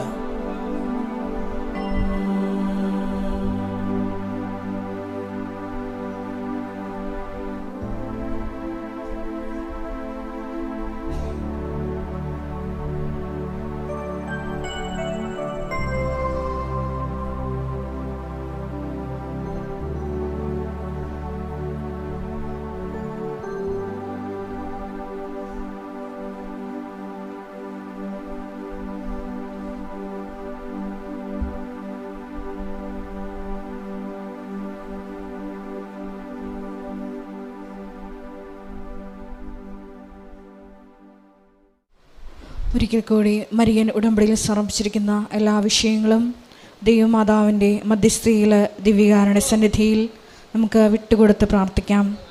ഹെബ്രായർ 4:16 തിരുവചനമനുസരിച്ച് വേണ്ട സമയത്ത് കരുണയും കൃപാവരവും ലഭിക്കുന്നതിന് വേണ്ടി പ്രത്യാശയുടെ കൃപാവരത്തിൻ്റെ സിംഹാസനത്തെ പ്രത്യാശയോടുകൂടി നമുക്ക് സമീപിക്കാം.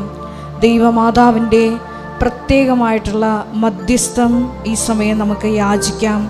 തക്ക സമയത്ത് ദൈവമാതാവ് പുത്രനോട് പറഞ്ഞ് നമ്മുടെ വിഷയങ്ങളിൽ സമയബന്ധിതമായി ഇടപെട്ടുകൊണ്ട് എത്രയും വേഗം പ്രത്യക്ഷീകരണത്തിൻ്റെ സാക്ഷ്യമായി ഈ അൾത്താരയിൽ നിൽക്കാനുള്ള കൃപയ്ക്ക് വേണ്ടി പ്രാർത്ഥിച്ചുകൊണ്ട് ശിരസ്സ് നമിച്ച് നമുക്ക് ദിവ്യകാരുണ്യനാഥൻ്റെ ആശീർവാദം സ്വീകരിക്കാം.